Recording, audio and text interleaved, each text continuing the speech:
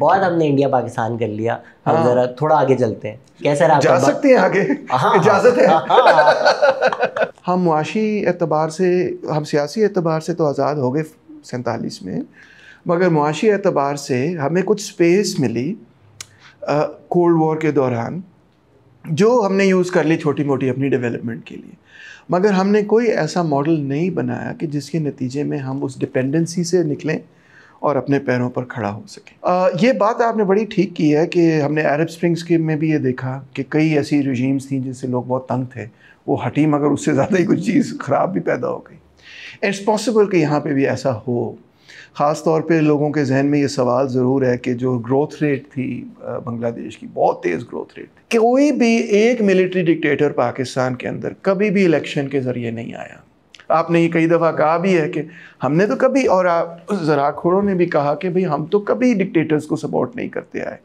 जो भी डिक्टेटर आया वो बेसिकली अमेरिका के कहने पर आया। वो हम सफ़र था मगर उसमें बेवफाई ना थी, तो उनको हसीना ने ले डूबी, हमें हसीन ने हमें हैंडसम और हसीना बस सब मिलिट्री ऑपरेशंस कर दें, गोलियां मार दें, इससे मामला जो है मेरे ओपिनियन में मज़ीद ख़राब हो जाएगा। और हुआ ना, पिछली दफ़ा हमने अपने मुल्क तोड़वाया इसी वजह से कि हम बांग्लादेश की जो नेशनलिस्ट एस्पिरेशंस थी उनको ना समझ पाए। अब आप रो रहे हैं कि इंडिया जो है हमारे कंसेंट के बगैर इंडस वाटर, हम यानी कि पंजाब और सिंध दोनों लोअर रिपेरियन है कंपेयर टू इंडिया, और इंडिया लोअर रिपेरियन है कंपेयर टू चाइना। सबसे अंडर डेवलप्ड रीजन्स हैं पाकिस्तान के, सबसे पहले तो बलूचिस्तान में। मतलब इट इज़ अनबिलीवेबल, बंदा सोच भी नहीं सकता या लाहौर में, इस्लामाबाद या कराची में बैठ के कि भाई बलूचिस्तान के रूरल एरियाज़ में क्या हालात हैं, लोग कैसे रह रहे हैं। तो मतलब साफ़ पीने का पानी भी नहीं है, ऐसे फील होता है कि वो 19वीं सेंचुरी में भी नहीं है, उससे भी किसी कदीम सेंचुरी में। तो आज जो इंडिया लगा हुआ है कि पाकिस्तान टेररिस्ट स्टेट है क्योंकि इंसर्जेंट ग्रुप, यूएस से ज़्यादा फंड किसने किए हैं? यूएस ने दुनिया अगर एक मुल्क टेररिस्ट स्टेट बन जाता है, सिर्फ एक और मुल्क है जिसने उससे ज़्यादा फंड किया है, सऊदी अरेबिया। तो मैं ये कहूँगा, ये पॉडकास्ट तो मैं बड़ा नर्वस हो रहा हूँ। क्यों? उसकी वजह ये है कि नॉर्मली आप मुझे बड़ा ग्रिल करते हैं, आपको ग्रिल ही नहीं कर रहे, मज़ा नहीं आ रहा आज। मैं बस सिर्फ इतना कह रहा हूँ कि इनकलाब कैंट और डीएचए से नहीं आएगा।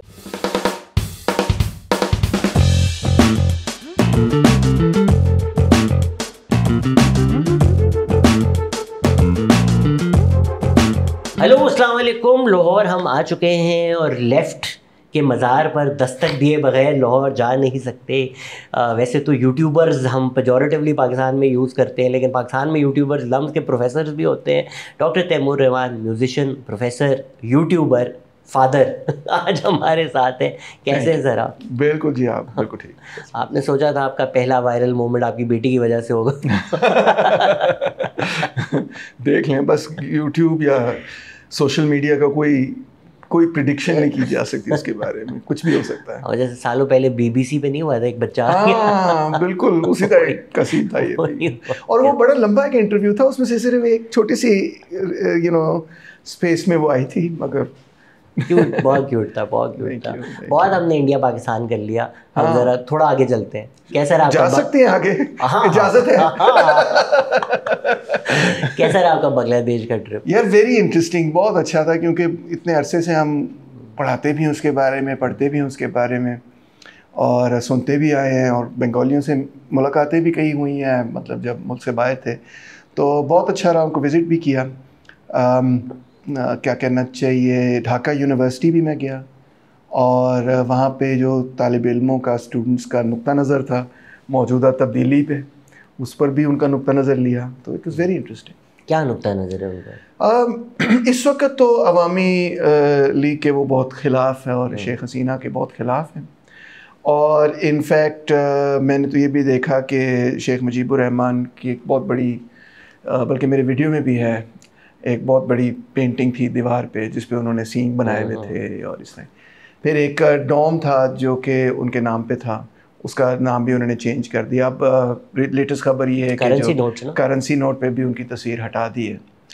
तो इस वजह से कुछ आई थिंक माजी को वो कुछ शेख हसीना की टर्म में जो कुछ भी हुआ उसकी रोशनी में देख रहे हैं इस वक्त।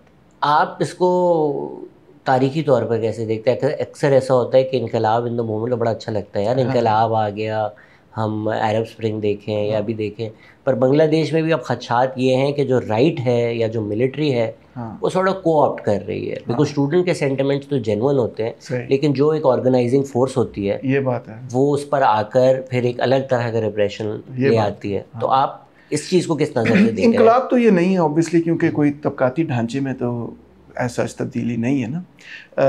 इसको रजीम चेंज कहा जा सकता है कि गवर्नमेंट तब्दील हो गई है, इसमें कोई शक नहीं, मगर सोशल रेवोल्यूशन वाला सीन तो नहीं, जिस तरह फ्रेंच रेवोल्यूशन हो या कोई Russian Chinese revolution type scene तो नहीं है। ये बात आपने बड़ी ठीक की है कि हमने अरब स्प्रिंग्स के में भी ये देखा कि कई ऐसी रजीम्स थी जिनसे लोग बहुत तंग थे, वो हटी, मगर उससे ज़्यादा ही कुछ चीज़ ख़राब भी पैदा हो गई। इट्स पॉसिबल कि यहाँ पे भी ऐसा हो। ख़ास तौर पे लोगों के जहन में ये सवाल ज़रूर है कि जो ग्रोथ रेट थी बांग्लादेश की, बहुत तेज़ ग्रोथ रेट थी, तो वो शायद कम ऑलरेडी हो चुकी है, और उसकी रिकवरी पर कुछ सवाल हैं कि ये रिकवर हो भी सकती है नहीं। तो इस वक्त तो जो नौजवान थे वो ये कह रहे थे नहीं जी, हसीना ने हमें इतनी डेट में डाल दिया जिसकी वजह से अब हम उस डेट से निकल रहे हैं, इस वजह से भी इतनी ग्रोथ नहीं हो रही, मगर हो जाएगी इवेंचुअली। बट जूरीज आउट के ये मुमकिन है या नहीं है।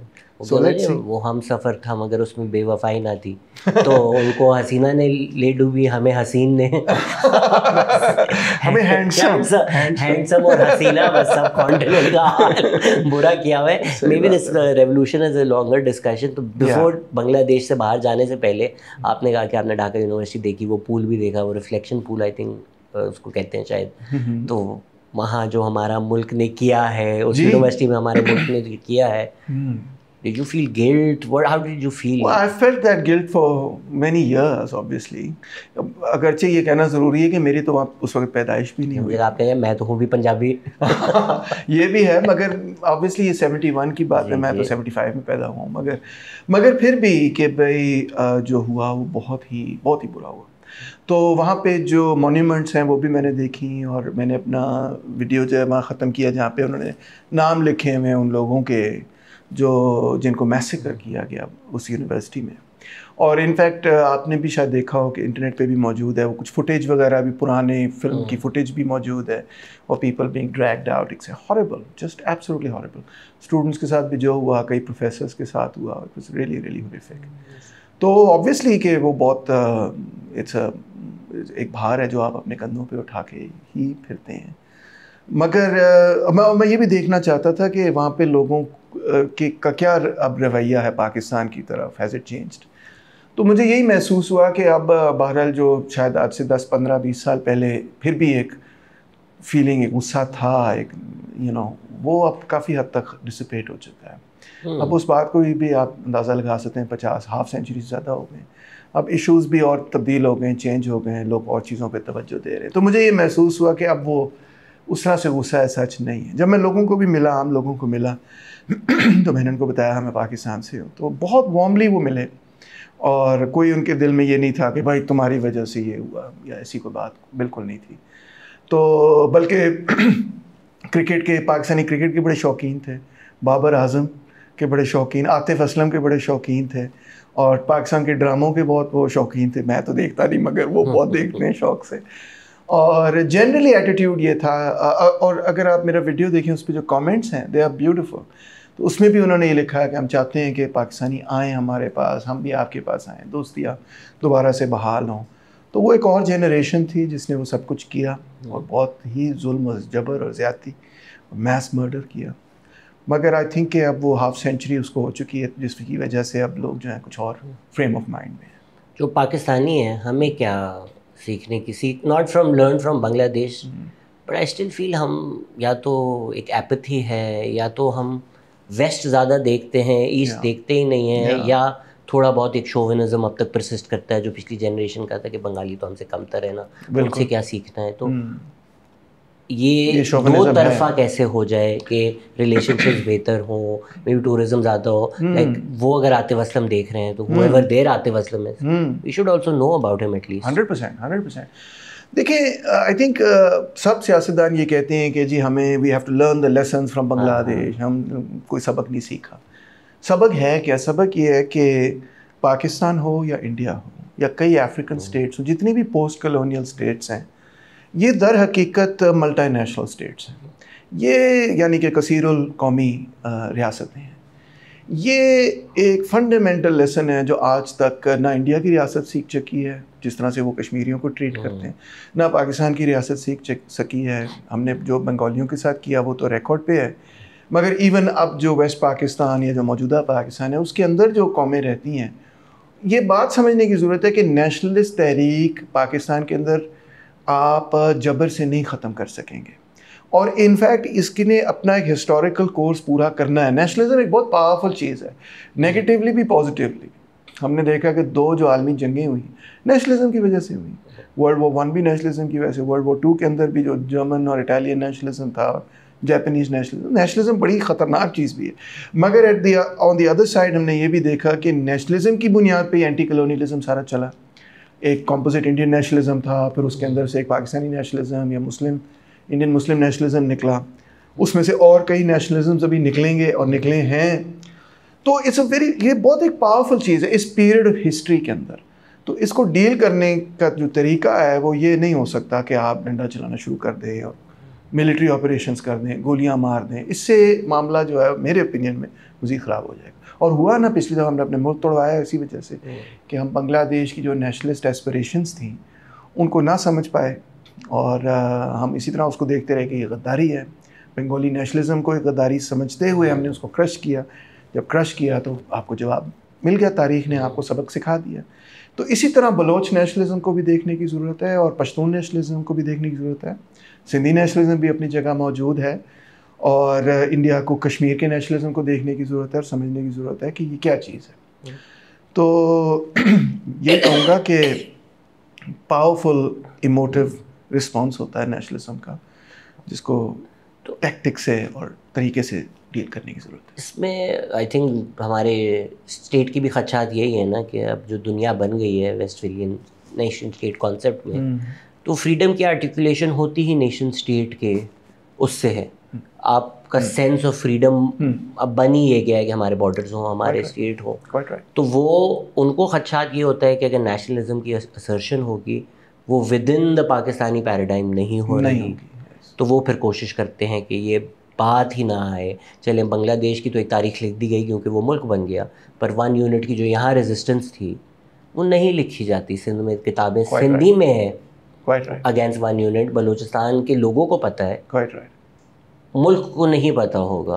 पंजाब को नहीं, पंजाब को तो अब जाकर थोड़ा रियलाइज़ हुआ कि बाकी शायद सच बोलते थे, वरना तो वो गद्दार ही समझते थे ना। अगर कोई सिंधी नेशनलिज्म की बात करे पेजोरेटिवली देखते थे, सिंधु देश वाले आ गए ये एथनिक कार्ड खेलने। तो क्या करे स्टेट, जो आप कह रहे हैं टैक्टिकली डील करना है, क्या करे? देखिए, एक सेंट्रलाइज्ड रियासत इस तरह से नहीं बनाई जा सकती जिस तरह से नेहरू की भी ख्वाहिश थी, जिसकी वजह से उन्होंने कहा कि भाई ठीक है मुस्लिम लीग अपनी रियासत बना ले, कैबिनेट मिशन प्लान वगैरह के पीरियड में। और आई थिंक जिन्ना साहब ने भी जब इस पर शुरू में ये समझा कि भाई उर्दू नेशनल लैंग्वेज होगी और स्टेट लैंग्वेज नेशनल लैंग्वेज होगी, तो वो भी उससे Bengali nationalist movement, language movement उभरी है, सो ऑन। तो वो भी I think all of that has to be reexamined. तो पहली बात तो ये है कि अगर हम ये कबूल कर लें कि हमें कसीरुल कौमी रियासत हैं, तो फिर आपकी कौमी शनाख्त कोई एक शनाख्त नहीं हो सकती। आपकी जो शनाख्त होगी वो एक प्लूरलिस्ट शनाख्त होगी। इस बात को रिकग्नाइज़ करनी, और वो प्लूरलिज्म ना सिर्फ कौम के एतबार से प्लूरलिस्ट होनी चाहिए बल्कि वो मज़हब के एतबार से भी प्लूरलिस्ट होनी चाहिए, क्योंकि आप दर हकीकत एक कसीरुल कौमी और कसीरुल मज़हबी रियासत है। तो जब आप इसको समझ जाएंगे तो आप ये नहीं कहेंगे कि भाई टिपिकल या आइडियल पंजाबी ये होता, पाकिस्तानी पंजाबियों का मसला है ना, समझते ही पंजाबियों को पाकिस्तानी नहीं, ये तो एक्चुअली बलोच लोग कहते हैं पाकिस्तान तो है ही पंजाबिस्तान। मगर एक टिपिकल जो पाकिस्तानी है वो ज़रूरी नहीं कि पंजाबी है या वो उर्दू स्पीकिंग है या वो इस किस्म का मुसलमान है या वो उसकी कुछ स्टीरियोटाइप बनाने की ज़रूरत नहीं है। डाइवर्सिटी को एक्सेप्ट करने की ज़रूरत है। एक तो ये तो लैंग्वेज के हवाले से और कल्चर के हवाले से पॉलिसी होनी चाहिए। फिर आपको पॉलिसीज़ चाहिए पॉलिटिक्स के हवाले से, कि आपको जिस 1 यूनिट का आपने बड़ा अच्छा जिक्र किया, that was a very stupid mistake, बहुत ही बड़ी मिस्टेक थी वो। इनफैक्ट आपको ये चाहिए कि जो 2 हाउसेस हैं वो इन टैंडम काम करें और किसी भी नेशनैलिटी के ख्वाहिशात के बगैर और मेजॉरिटी के बगैर कोई भी ऐसा फ़ैसला आप नहीं कर सकते। कोई डेवलपमेंट स्कीम हो, कोई और एडमिनिस्ट्रेटिव रीऑर्गेनाइजिंग की स्कीम हो जिससे किसी और नेशनैलिटी पे फ़र्क पड़ता है, तो उस नेशनैलिटी को भी राइट होना चाहिए ऑन दैट पर्टिकुलर इशू, जो कि सेनेट के ज़रिए या जिसको आप हाउस ऑफ नेशनैलिटीज़ कह सकते हैं, उसके ज़रिए इन्फोर्स किया जाए।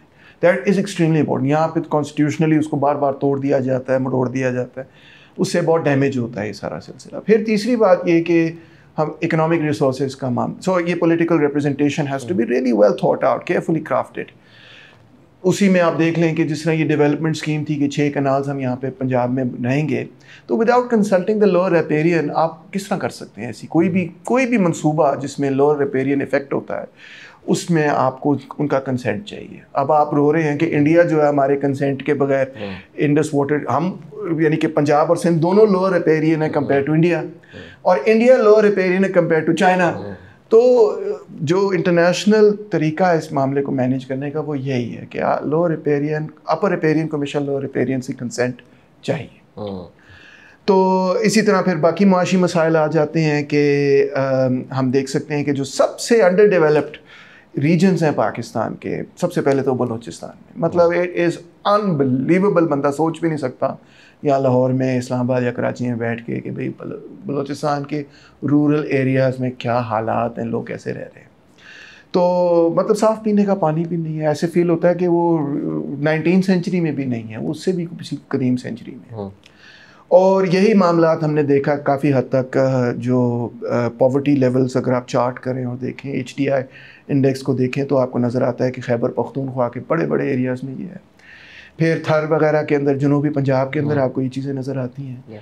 तो ठीक है, माना कि 7th NFC के बाद आपने कुछ हद तक कहा कि भाई उनको ज़्यादा शेयर मिलेगा, इस तरह की चीज़ें कई सारी आपने शामिल की, बट इट्स नॉट इनफ। बात यह है कि द डिस्क्रिपेंसी HDI में इतनी सिग्निफिकेंट है कि आप वो जब आप कहते हैं रियासत सारी हारमोनियस हो जाए, वो हारमोनियस नहीं होगी जब इतनी vast economic, social, political, cultural inequality होगी। All of these things have to be addressed. So equality और डेमोक्रेसी के बगैर within the context of the nationalities that exist within Pakistan ये मामला हल नहीं हो सकता। हम तो उल्टी तरफ जा रहे हैं ना। आप जो कंसेंट की बात कर रहे थे, अगर एतजाज़ एहसन लिख रहे होते आज नज़म, तो बोलते रियासत होगी अली ज़फ़र जैसी। मांग ही नहीं रही कंसेंट वो तो बिल्कुल। तो हम तो दूसरी तरफ जा रहे हैं। मिनरल जो कॉन्स्टिट्यूशनली प्रोविंसेस का राइट है, ये बड़ी देर से मसला है यार। अब तो नया जो मिनरल बिल्स आए हैं, आप उल्टी दिशा जा रहे हैं ना। तो द आइडिया कि ये सबक सीख लो, खुदा का वास्ता है, you are going in the wrong direction. कि अच्छा भाई सोने के पहाड़ मिल गए, वो रियासत के हैं, हर चीज़ रियासत की है। अभी वैसे इस्लामाबाद आगे ऊपर एबटाबाद तक गया था, झेलम ड्राई पड़ा हुआ है, तो कहाँ से आप चोलिस्तान को पानी दे रहे हो जब पंजाब में लोगों को देने के लिए पानी नहीं है, डिक्लेयर्ड ड्रॉट है, वाटर स्ट्रेस्ड कंट्री है। Yes, foolish idea. और फिर अगर कोई सिंध में उसके खिलाफ प्रोटेस्ट हो तो ये एथनिक कार्ड खेल रहे हैं, ये तरक्की के खिलाफ है। तो रियासत उस डायरेक्शन शुरू भी नहीं कर रही, दूसरी डायरेक्शन जा रही है। That's very true. और देखो ये 47 के बाद से ही प्रॉब्लम रहा है। जब हम एग्जांपल्स लोगों को देते हैं, सुई गैस की एग्जांपल अक्सर देते हैं, तो उसमें जो सारी एक्सप्लोरेशन वगैरह हुई वहाँ पे बलूचिस्तान के सूबे को फ़ायदा नहीं हुआ। फिर बलूचिस्तान के कॉन्टेक्स्ट में अमरीको डेक कैसर बंगाली साहब कहते हैं 7 ट्रिलियन की सब्सिडीज़ दी हैं बलूचिस्तान ने रियासत पाकिस्तान को। 1952 या 55 में सुई गैस मिली है और 70-80s में कोयटा को गैस मिली है। और हमने अंधाधुंध गैस इस्तेमाल की है, हमने अपनी गाड़ियों में गैस डाली है, हमने CNG का पूरा क्रेज़ था एक पीरियड के अंदर। बिल्कुल ऐसे ही है।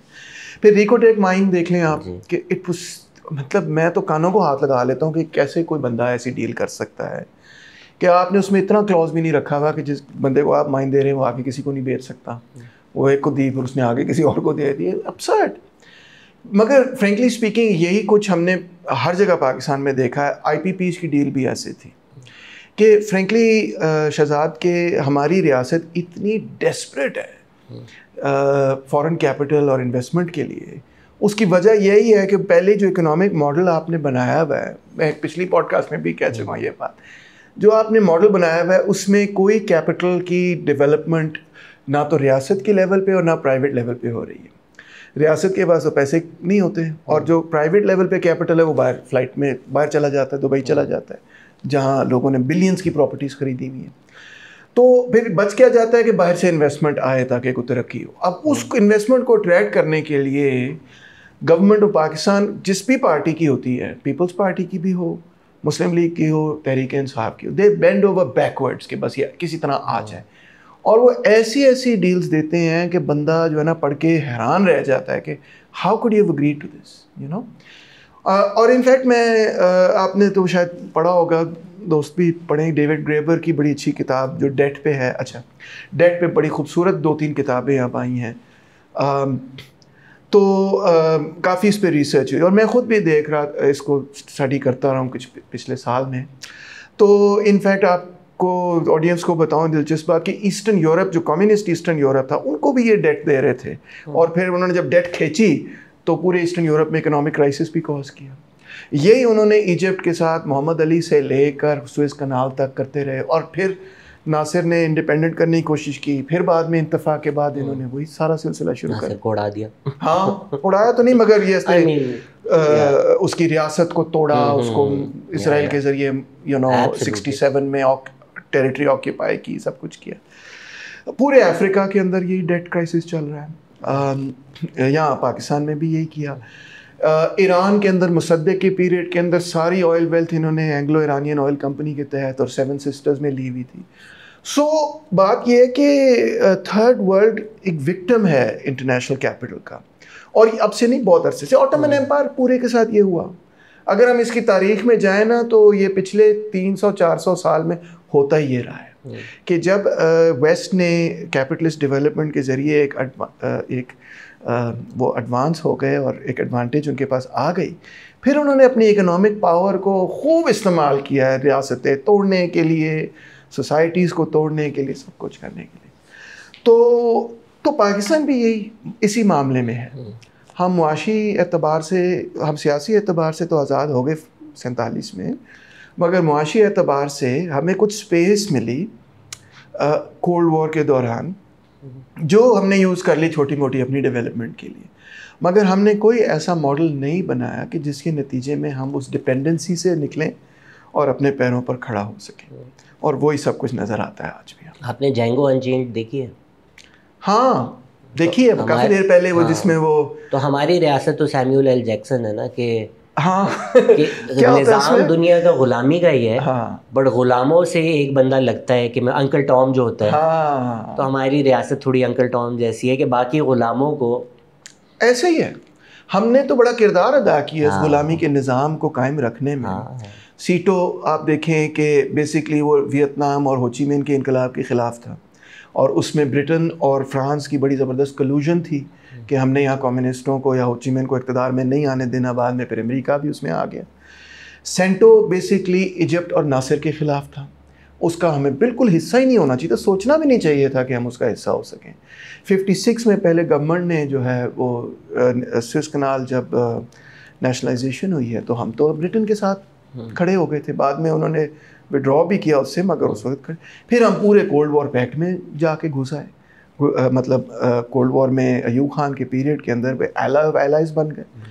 तो हर जगह we played the role of counter revolution. Frankly ये तो एक फैक्ट ऑफ हिस्ट्री है कि Afghanistan is the biggest example. Afghanistan की हिस्ट्री हमने बिल्कुल अपने नौजवानों को उलट पढ़ाई हुई है।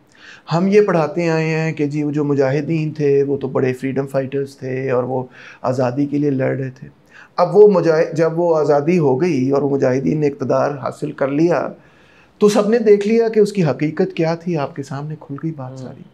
हाँ, पहली हकीकत तो ये सामने आपकी आया हुई कि वो आपस में ही नहीं एग्री कर सकते थे। इतनी लंबी उन्होंने आपस में सिविल वॉर्स की, जब हिकमत यार और अहमद शाह मसूद रबानी वगैरह की लड़ाई हुई, इसमें इतनी तबाही हुई काबुल की ख़ास तौर पे, मगर थ्रूआउट तो पहले तो ये आपस में लड़ते रहे, क्योंकि ये वॉर लॉर्डिज़म था बेसिकली। ये वॉर लॉर्ड्स थे, सॉरी टू से अगर किसी को बुरा लगता है, मगर हमने वॉर लॉर्ड्स को सपोर्ट किया। जिस तरह निकरागुआ में कॉन्ट्रास को सपोर्ट किया हो, या रिनामो को मोज़म्बिक में किया हो, या आपने FNLA को अंगोला में किया हो, जिस तरह डेथ स्क्वाड्स बहुत जगहों पे कोल्ड वॉर में सपोर्ट हुए, ये भी वही था। तो आज जो इंडिया लगा हुआ है कि पाकिस्तान टेररिस्ट स्टेट है क्योंकि इंसर्जेंट ग्रुप, यूएस से ज़्यादा फंड किसने किए हैं यूएस ने दुनिया? अगर एक वर्ल्ड टेरर स्टेट बन जाता है, सिर्फ एक और मुल्क है जिसने उससे ज़्यादा फंड किया है, Saudi Arabia.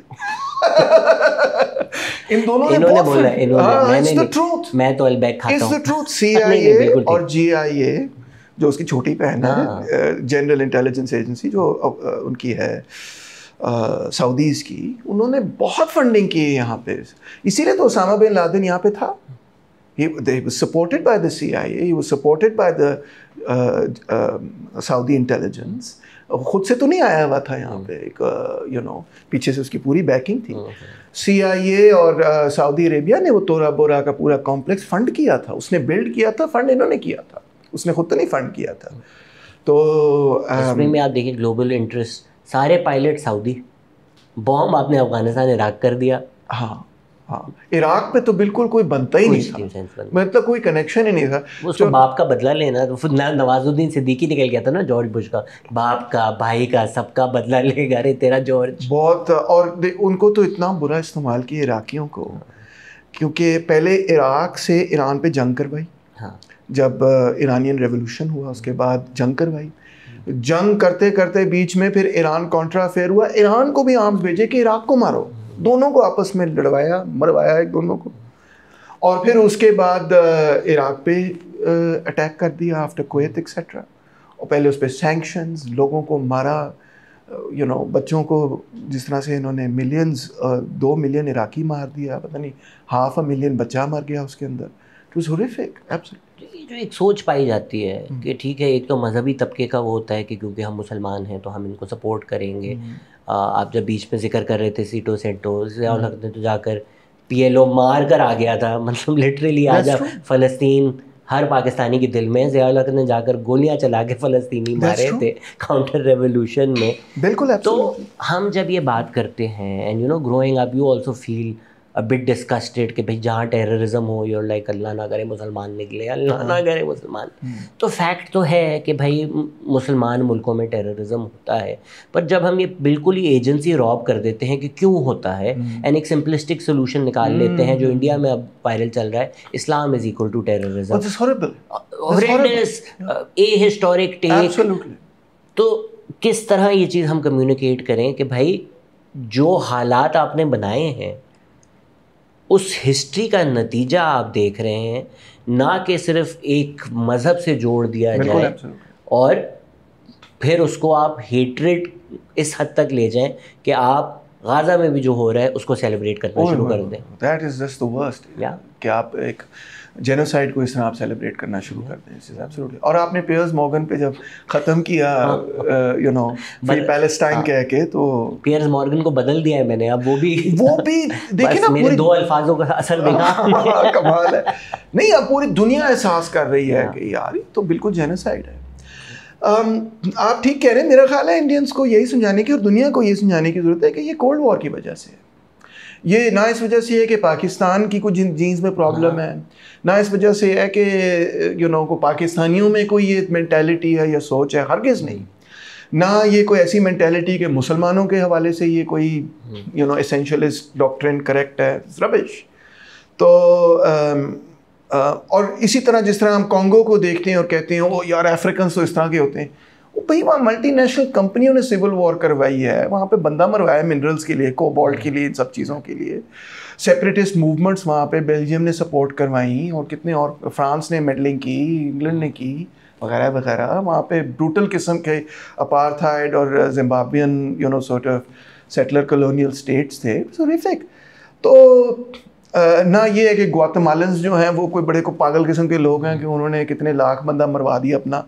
No, it was the fact कि आर्बेन्स के साथ जो हुआ, और उसके बाद जो या निकारागुआ के कॉन्ट्रास को आप देख लें, जो भी है, ये सारी तारीख दर हकीकत कोल्ड वॉर के साथ जुड़ी हुई है। क्योंकि कोल्ड वॉर के अंदर अमेरिका ने ये फैसला किया हुआ था कि कोई भी ऐसा मुल्क जो जमहूरी रास्ते से या किसी और रास्ते से सोशलिज्म की तरफ जाएगा या नॉन अलाइंड भी हमारे साथ हो जाएगा, उसको हम अपना दुश्मन समझेंगे, और उसके ख़िलाफ़ उस मुल्क के अंदर जो सबसे रिएक्शनरी रुजती एलिमेंट्स हैं उनको सपोर्ट करेंगे। और वो उन्होंने किया। पाकिस्तान के अंदर उन्होंने हर मिलिट्री डिक्टेटरशिप को सपोर्ट किया। कोई भी एक मिलिट्री डिक्टेटर पाकिस्तान के अंदर कभी भी इलेक्शन के ज़रिए नहीं आया। आपने ये कई दफ़ा कहा भी है कि हमने तो कभी, और आप ज़राखोरों ने भी कहा कि भाई हम तो कभी डिक्टेटर्स को सपोर्ट नहीं करते आए। जो भी डिक्टेटर आया वो बेसिकली अमेरिका के कहने पर आया। उसको पता था कि भाई अगर मैं आऊँगा तो मुझे वहाँ से थम्स अप ना सिर्फ मिलेगा, एड भी मिलेगी। से अगर वो कह देते अमेरिका, इवन इंग्लैंड भी उसमें शामिल है, फ्रांस भी फ्रैंकली शामिल है, अगर वेस्ट ये कहता कि are you crazy, why would we deal with a military dictator, तो पाकिस्तान में कभी भी मिलिट्री डिक्टेटरशिप खड़ी नहीं हो सकती थी। अफ्रीकन मिलिट्री डिक्टेटरशिप्स का भी तकरीबन यही मामला है। ब्राज़ील की हॉरिफिक मिलिट्री डिक्टेटरशिप में भी अमेरिका का किरदार था। जनरल समोसा वगैरह ये सारे जो थे लैटिन अमेरिका के dictators, they were all supported by the Americans and by the West in general. These are the facts of history. अब कोई डिनाई भी नहीं कर सकता इनको, ये हकायक हैं। और सो ये बेसिकली कोल्ड वॉर का रिज़ल्ट है। वो जब ख्वाजा आसिफ साहब ने कहा कि हमने सोवियत यूनियन के ख़िलाफ़ टेररिज्म किया और इट वाज अ मिस्टेक और वी रिग्रेट इट, तो वो बहुत मुख्तसर उन्होंने बात की, उसको भी इंडियन मीडिया ने तोड़ मड़ोड़ के पेश किया, मगर वो बड़ी ज़बरदस्त स्टेटमेंट थी, वो बड़ी करेक्ट स्टेटमेंट थी अगर उसको खोल के प्रेजेंट किया जाए, तफसील से पेश किया जाए कि कोल्ड वॉर के अंदर United states of America, great Britain और फ्रांस तीनों ने जो, और जर्मनी भी शामिल था मगर वर्ल्ड वॉर 2 के बाद वो आउट हो गया, बट बिफोर वर्ल्ड वॉर 2 वो भी शामिल था। इन बड़ी यूरोपियन कंट्रीज़ ने, जो अपने आप को सेक्युलर भी कहती हैं, जो अपने आप को लिबरल भी कहती हैं, जो अपने आप को डेमोक्रेटिक भी कहती हैं, और कई इनमें से अपने आप को सोशल डेमोक्रेटिक भी कहती हैं, इन्होंने थर्ड वर्ल्ड के अंदर, मुस्लिम वर्ल्ड के अंदर, लैटिन अमेरिका के अंदर, अफ्रीका के अंदर मिलिट्री डिक्टेटर्स को सपोर्ट किया, रिलीजियस एक्सट्रीमिस्ट को सपोर्ट किया, डेथ स्क्वाड्स को सपोर्ट किया, लिबरल क्या, इन्होंने फैशिस्ट एलिमेंट्स को हमारे मुल्कों के अंदर सपोर्ट किया। अगर इनका सपोर्ट ना होता ऐसे रुजती एलिमेंट्स के लिए, तो आज थर्ड वर्ल्ड की जो ट्रिजेक्ट्री है और जहाँ पे हम खड़े होते, वो बहुत ही मुख्तलिफ जगह होती। पाकिस्तान के कॉन्टेक्स्ट में स्पेसिफिकली अगर आपके इस असर्शन के जवाब में कोई कहे कि भाई 1947 में जो आप लोगों ने मैसेकर्स किए थे वो कोल्ड वॉर की वजह से थे, हम जहाँ बैठे हुए हैं इससे कुछ ही दूर जो आपने 1953 में अहमदी मारे थे वो कोल्ड वॉर की वजह से थे, 1971 में जो जाके आपने जेनोसाइड की वो आपने कोल्ड वॉर की वजह से की थी, तो फिर आप क्या कहेंगे? नहीं, अब देखें ना, आप एक इस आर्ग्यूमेंट को कि किस तरह से कोल्ड वॉर ने थर्ड वर्ल्ड को तब्दील किया एज अ होल, से ये हम जवाब दे रहे हैं ना, से ये नतीजा नहीं अखज़ कर सकते कि जो कुछ भी बुरा हुआ थर्ड वर्ल्ड के अंदर वो सारे का सारा अमेरिका की वजह से हुआ। जो अमेरिका ने किया वो मैंने आपके सामने रख दिया, जो हमने किया वो भी मैंने आपके सामने उसी तरह से पेश किया। 71 का फॉर एग्ज़ाम्पल जो मामला था उसमें कोल्ड वॉर इंटरेस्ट शामिल ज़रूर थे इन सो फार कि सोवियत यूनियन जो है वो बेसिकली इंडिया और शेख मुजीब के साथ था और बांग्लादेश की आज़ादी के हक़ में उन्होंने अपना स्टांस दिया, जबकि चाइना ने उलट स्टांस दिया। चाइना पाकिस्तान के साथ खड़ा था, मुजीब और बंगाली नेशनलिज्म के ख़िलाफ़ खड़ा था, और अमेरिका भी ऑब्वियसली ने अपनी वॉरशिप भी मूव कर दी into the Bay of Bengal, आपको पता ही होगा। सो कोल्ड वॉर चीज़ें हो रही थी मगर बेसिकली वो हमारी वजह से था, उसमें कोई कोल्ड वॉर। और इंडिया पाकिस्तान का जो अपना कॉन्फ्लिक्ट है फ्रेंकली ये कोल्ड वॉर की वजह से नहीं, ये भी अगेन इंटरनली यहाँ का ड्रिवन है, हम खुद ही उसमें हैं। और जो 47 के अंदर मैसेकर्स हैं लिहाजा उसका भी कोल्ड वॉर से कोई ताल्लुक़ नहीं है, वो भी हमारी अपनी कोताहियाँ हैं, हमारी अपनी गलतियाँ हैं। जो 53 के अंदर अहमदियों के मैसेकर्स हैं उसमें तो सब जानते हैं कौन लोग हैं, वो क्यानी रिपोर्ट भी मौजूद है क्योंकि वो कोर्ट में भी सारा केस गया। क्या नाम था दूसरे जज का, क्यानी साहब थे और एक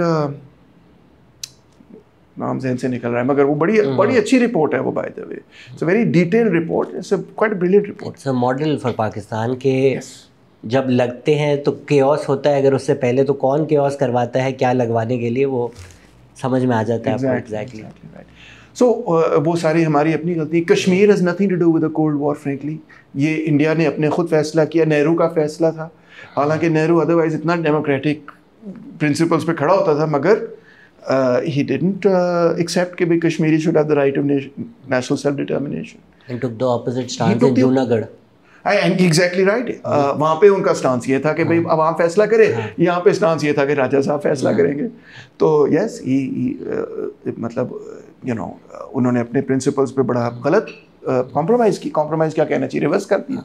The point of bringing all of this up was कि अगर और भी चीज़ें हैं अफगानिस्तान में जो हम करते आए हैं दाऊद के पीरियड के अंदर और उससे पहले, it had nothing to do with the cold war. जो लाइन का मामला था, दुरान लाइन वगैरह का मामला, तो उस पर हमारी डिसएग्रीमेंट्स पश्तून नेशनलिज्म के साथ 48 से ही रही। It had nothing to do with the cold war. तो इसका ये मतलब नहीं कि सिर्फ एजेंसी वहाँ पे है। हमने खुद भी ऑब्वियसली हमारे जो जनरल्स और रिएक्शनरीज थे उन्होंने भी तो खुद फैसला किया ना कि हम अलाइन होना चाहते हैं अमेरिका के साथ। So it's not like we are only blaming it's the Americans fault, but the answer was only in so far as the original question was framed about the कि जब आपने ये कहा कि क्या ये इस वजह से है कि पाकिस्तानी ऐसे होते हैं या ये इस्लाम की वजह से, तो उस कॉन्टेक्स्ट में ये जवाब था कि नहीं। उसी कॉन्टेक्स्ट में मैंने ये जो it's not my position obviously, but मुझे पता है क्योंकि ये बात की जाती है, बिल्कुल, स्पेशली हमारे पड़ोसी मुल्क के बड़े लोग ऐसी बातें करते हैं, तो ये जो मिसालें दी जाती हैं वो फिर उस आर्ग्यूमेंट का पलड़ा भारी करने के लिए कि भाई ये तो है ही ना एक्सट्रीमिस्ट, कलोनियलिज्म आ जाए उस पर इल्ज़ाम डाल दो, तब आपने एक्सट्रीमिज़म कर दिया, अमेरिका आ जाए उस पर इल्ज़ाम जो कुछ होता रहता है। यहाँ तो एक्सट्रीमिज़म चलता ही आ रहा है, कोल्ड वॉर नहीं होता तो किसी और वजह से हो जाता, तो ये है ही एक्सट्रीमिस्ट। नहीं, इतना सिंपलिस्टिक नहीं है ना मामला, क्योंकि जब एक नहीं 3 बड़ी ग्लोबल पावर्स ये फैसला करें कि जी हमने अफ़गानिस्तान के अंदर कोई इनकलाब नहीं होने देना, हमने पाकिस्तान के अंदर जमहूरियत नहीं डेवलप होने देनी, हमने यहाँ पे ज़िया को सपोर्ट करना है या मुशर्रफ को करना है या अयूब याह्या को करना है। इंडिया तो is very lucky in this sense, क्योंकि मैं तो नेहरू को इस हवाले से क्रिटिसाइज़ भी हम करते हैं, मगर क्रेडिट भी देना चाहिए कांग्रेस को और नेहरू को कि जब वो नॉन लाइन 50s की पॉलिसी उनकी थी, इसी वजह से वो बचे हैं सारी चीज़ से। अगर वो भी हमारी तरह इस कोल्ड वॉर में शामिल हो जाते तो मैं समझता हूँ कि उनका भी जो सोशल स्ट्रक्चर बहुत ही विंगा हो जाता, ख़राब हो जाता। तो सो एनीवे मामला यही है कि बहरहाल साम्राज्यी क़ुव्वतें काफ़ी ताकतवर क़ुव्वतें हैं, और ये नहीं कि तमाम बुराइयों का खमियाजा उनके कंधों पर डाला जा सकता है, मगर ये ज़रूर है कि स्ट्रक्चरली जो पाकिस्तान के अंदर मजहबी इंतहा पसंदी जिस नहज पर पहुंच चुकी है, इसमें बहरहाल जो अफ़गान जिहाद था उसका कलीदी किरदार था। इससे पहले राइट्स हुए हैं, इससे पहले मामले बिगड़े हैं, मगर इस सतह पे नहीं जिस सतह पे अब अफ़गानिस्तान का जो हाल है, और जो जिस तरह से हम पिछले 2007 से लेके अब तक 15-18 सालों से एक इंसर्जेंसी के ख़िलाफ़ लड़ते हैं, टीटीपी के, ये सब कुछ इस तरह से नहीं होना था अगर वो सारा बैकग्राउंड ना होता कोल्ड वॉर का जो कि हुआ है।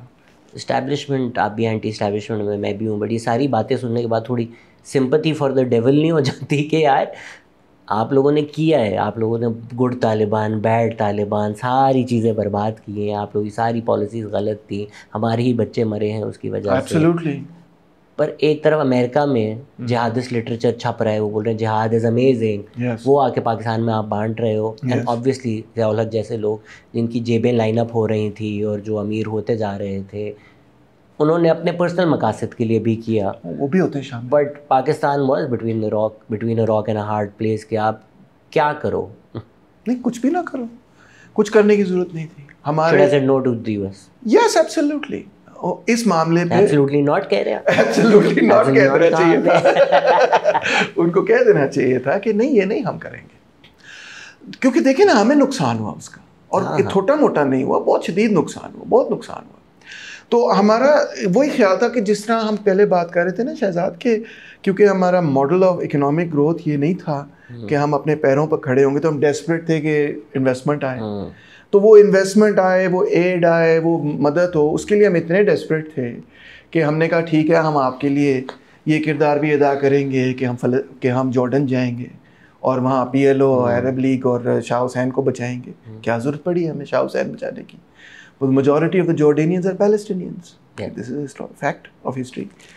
तो या हम नासिर के खिलाफ खड़े हो जाएंगे, हमें क्या ज़रूरत पड़ी हम नासिर के खिलाफ खड़े हों, वो हक के लिए खड़ा था। वो जब स्विस कनाल को नेशनलाइज उसने किया तो वो बहुत बिल्कुल दुरुस्त कदम था। हमें क्या ज़रूरत पड़ी कि हम मुसद्दक़ के ख़िलाफ़, ईरान के मुसद्दक़ के ख़िलाफ़ खड़े हो जाएं? वाई, वो ठीक कर रहा था। जब उसने एंग्लो ईरानियन ऑयल कंपनी को नेशनलाइज किया तो वो ईरान की आज़ादी का एक एलिमेंट था। हमें क्या ज़रूरत पड़ी कि बाबा हो ची मिन के ख़िलाफ़ हम पैक्ट में शामिल हो जाएं? सानू की, हम तो जानते भी नहीं अक्सर लोग कि भाई वियतनाम है कहाँ पे, कोई गया भी नहीं होगा अपनी ज़िंदगी में। वाई डू वी, क्यों हम वियतनामी इनकलाब को रोकने के लिए जो है उस पैक्ट में शामिल हो गए? Makes no sense. भाई तारीख उसकी पढ़ो, उसको समझो कि वो एक प्रोग्रेसिव चेंज था उस कंट्री के अंदर। वो लड़े, अपने मुल्क की आज़ादी के लिए लड़ रहे थे भाईजान। आप उनके मुल्क की आज़ादी के खिलाफ लड़ रहे थे, क्यों कर रहे हैं आप ऐसे? तो ये चीज़ें सारी नहीं करनी चाहिए। इसमें जो अखज़ किया जा रहा है, सॉरी एक बात, कता कलामी माफ़, मगर मैं कहना ये चाह रहा था, ये ज़्यादातर शहजाद चीज़ें इस वजह से पैदा हुई क्योंकि देखें जब आप होते हैं ना कोई ब्यूरोक्रेट और या मिलिट्री डिक्टेटर, तो और आपकी जड़ें मजबूत नहीं होती आवाम में। यही फॉलो अप सवाल था। अच्छा तो कर ले, फिर मैं जवाब दूंगा। नहीं कर ले, अब तो यही हाँ, जब आपकी आवाम में जड़ें मजबूत नहीं होती तो तब आपके अंदर एक इनसिक्योरिटी होती कि आपको बाहर से कोई इमदाद मिले, कोई सपोर्ट मिले, और उसकी बुनियाद पे आप अपने आप को अवाम और साम्राज्य के दरमियान एक किरदार अदा कर रहे हैं, उसकी बुनियाद पे आप अपना इक़्तिदार मुस्तहकम करें। और अल्टीमेटली वो मुल्क के लिए भी बहुत ही नुकसानदेह साबित हुआ। इससे बेहतर स्ट्रेटजी यही हो सकती थी कि आप अपनी आवाम में जड़ें मजबूत करें, अवामी डेवलपमेंट करें। कुछ नहीं होगा पाकिस्तान को। जो चीज़ें आपके लिए इतना बड़ा वो हवा बनी हुई थी कि मुल्क टूट जाएगा, इंडिया में वापस चला जाएगा, जिसकी वजह से आपने जस्टिफाई किया कि हमें ये अंदाज चाहिए, हमें सीटो सेंटो चाहिए, वो सब कुछ हो गया। और प्रिसाइसली इसी वजह से हुआ क्योंकि आपने वो किरदार अदा किया जो आपको नहीं करना चाहिए था। और अगर आप उलट चलते तो शायद तारीख बड़ी मुख्तलिफ होती। वही आजकल कुछ लोग ये रीसेंट कॉन्फ्लिक्ट से भी अखज़ कर रहे हैं सोल्यूशन के, फिर तो सही है ना इस्टेब्लिशमेंट, फिर तो डेमोक्रेसी मुश्किल ही है। बल्कि जब आपके पास अवामी मैंडेट होता है तो फिर आप थोड़ा स्टांस भी ज़्यादा ले सकते हैं, because you know the people are behind you. Exactly. Zulfikar Ali Bhutto for all of his ills stood with Nasser, stood with the OIC।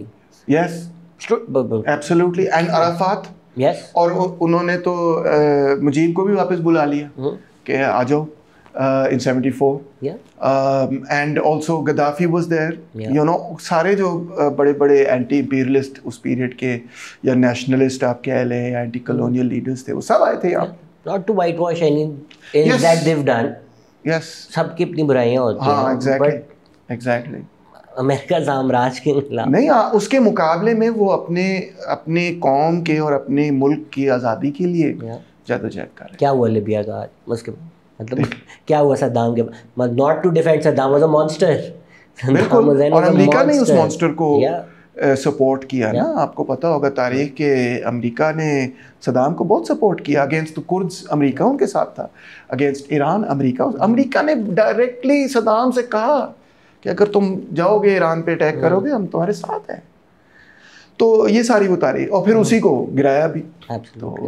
तो मैं बिल्कुल एग्री करता हूँ, मगर कोई भी ऐसी तब्दीली जो कि साम्राज्य की वजह से थर्ड वर्ल्ड में होगी, वो साम्राज्य के हक में ज़रूर होगी, मगर वो उस मुल्क के अवाम के हक में नहीं होगी कभी भी। इराक को ही देख लें, हम भी चाहते थे कि सद्दाम हटे और कोई अच्छा बंदा और अच्छी रजीम आए। मैं भी ये समझता था कि यही दुरुस्त है, मगर साम्राज्य के और अज़ाइम है ना, वो अगर ये काम करते हैं कि सद्दाम बड़ा बुरा है, हम आ रहे हैं, तो भाई वो तो उससे भी बुरे हैं। अफगानिस्तान में आपने क्या किया?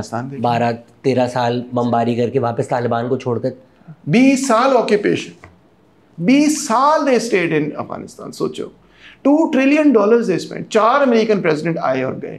और मैं तो अफगानिस्तान गया हूँ शहजाद, मैं 2014 में लीगली जब ऑक्यूपेशन थी अमेरिका की, मैं उस वक्त गया था जब अशरफ गनी वगैरह की हुकूमत थी, और मैं फिरा हूँ और मैंने देखा वहाँ पे क्या हो क्या रहा है। वो 2014 की बात थी, ठीक है ना, विच इज़ क्या उन्होंने 2002 में ये सारा सिलसिला शुरू किया। 14 की बात, इसका मतलब 12 साल उनकी वहाँ पे थी, उस वक्त तक हुकूमत रही थी। उनके पास ट्रिलियंस हैं, ट्रिलियंस खर्च करते थे। मैंने जाके देखना था भाई क्या डेवलपमेंट है, आओ ज़रा देखें चल के। There was nothing there. There was nothing there. बस उन्होंने थोड़े बहुत स्कूल्स वगैरह रिवाइव कर दिए थे, यूनिवर्सिटीज़ चल रही थी, मैं मानता हूँ, कुछ सड़कें ठीक हो गई थी, मगर मेनली वो जो उन्होंने पैसा खर्च किया था ना, उन्होंने सारे का सारा सिक्योरिटी पे ही खर्च किया था। जो अमेरिकन ट्रूप्स वहाँ पे बैठे थे, जो सिक्योरिटी वगैरह वगैरह, पब्लिक पे उन्होंने उस तरह से डेवलपमेंट पे पैसा नहीं खर्च किया। अहमद रशीद की किताबें अगर आप पढ़ें, डिसेंट इनटू केओस, सारी किताबों में उन्होंने जो 5 की 5 किताबों में बार बार ये कहते रहे कि भैया अफगानिस्तान में आप बैठे हुए कोई डेवलपमेंट करके दें, तो कोई पॉवर्टी ख़त्म हो वहाँ पे, कोई एजुकेशन का बड़ा प्रोग्राम करें आप, कोई आप हेल्थ केयर के लिए बड़े प्रोग्राम्स करें, कोई लोगों को फील हो गए हमारी ज़िंदगी, they did nothing, the bare minimum. It's very sad.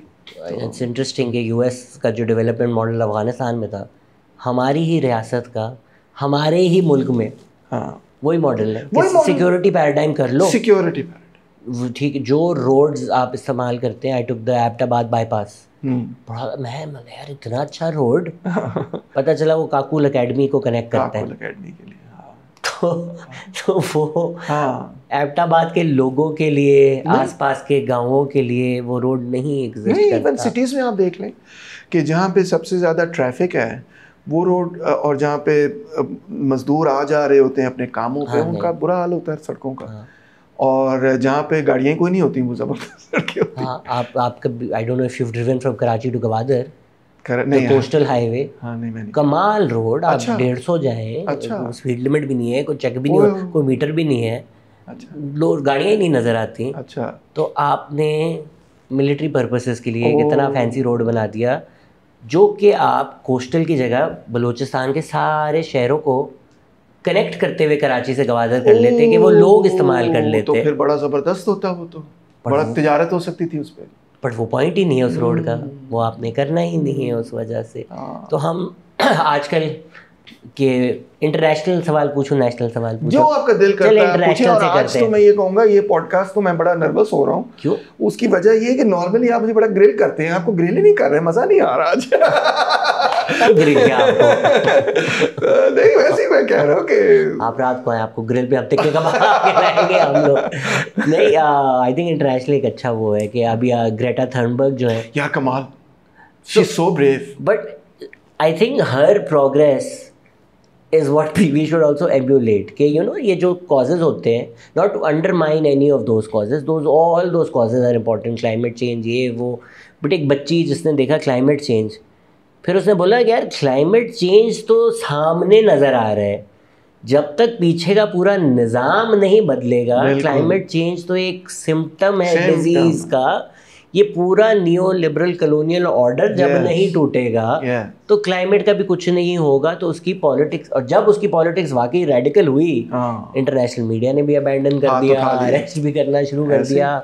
अब ये बच्ची फ्रीडम फ्लोटेला जिस पे बैठी है, लियम कनिंगम है, अनियन नाइट जो है, और वो लोग जा रहे हैं। तो हमारे यहाँ भी अगेन जो जिस कॉज में बिलीव करता है वो सारे कॉजेज इम्पोर्टेंट हैं, बट आप कैसे देखना चाहेंगे कि ये जो बच्चे अब थोड़े पॉलिटिसाइज हो रहे हैं या रेडिकलाइज, चल पॉलिटिसाइज को रेडिकलाइज कैसे करें कि वो देखें कि जो भी आप अपना इशू उठा रहे हो उसके पीछे जो बीस्ट है उस पर फोकस लेकर दो। यार बड़ी खूबसूरत बात की है और बहुत इम्पोर्टेंट क्वेश्चन आपने उठाया, और you no it's a historic question actually. It's the key to unraveling the historical moment that we're in at this stage. मुझे याद है अच्छी तरह कि जब मैं ग्रेटा की उम्र का था 1947 तो ये कोई ताज्जुब की बात नहीं समझी जाती थी कि ये जो सारे के सारे मसाइल हैं एक दूसरे के साथ ना सिर्फ जुड़े हुए हैं बल्कि इनका हल यही है कि निज़ाम को तब्दील किया जाए। ये बड़ा पॉपुलर स्लोगन था उस पीरियड का और हर बंदा इसको एक्सेप्ट भी करता था।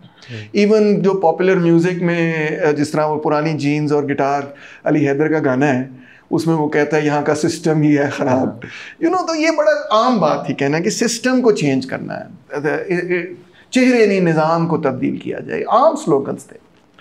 जब सोवियत यूनियन की तोड़फोड़ हुई और लेफ़्ट का न सिर्फ कलैप्स हुआ बल्कि एक नज़रियाती आप कह लें कि collapse तो मैं नहीं कहूँगा, मगर confusion और उस पे जो retreat हुई, उसके नतीजे में जो लेफ्ट की इंटेलेक्चुअल स्पेस थी, उसको जिस नुक्ता नज़र ने ऑक्यूपाई किया, उस स्पेस में, उस जगह में जो नुक्ता नज़र सामने आया, वो जिसको हम आइडेंटिटी पॉलिटिक्स, शनाख्त की सियासत भी कह सकते हैं, या उसको हम पोस्ट मॉडर्निज्म भी कहते हैं, या कभी कभार पोस्ट स्ट्रक्चरलिज्म अगर वो लैंग्वेज से डील करता है।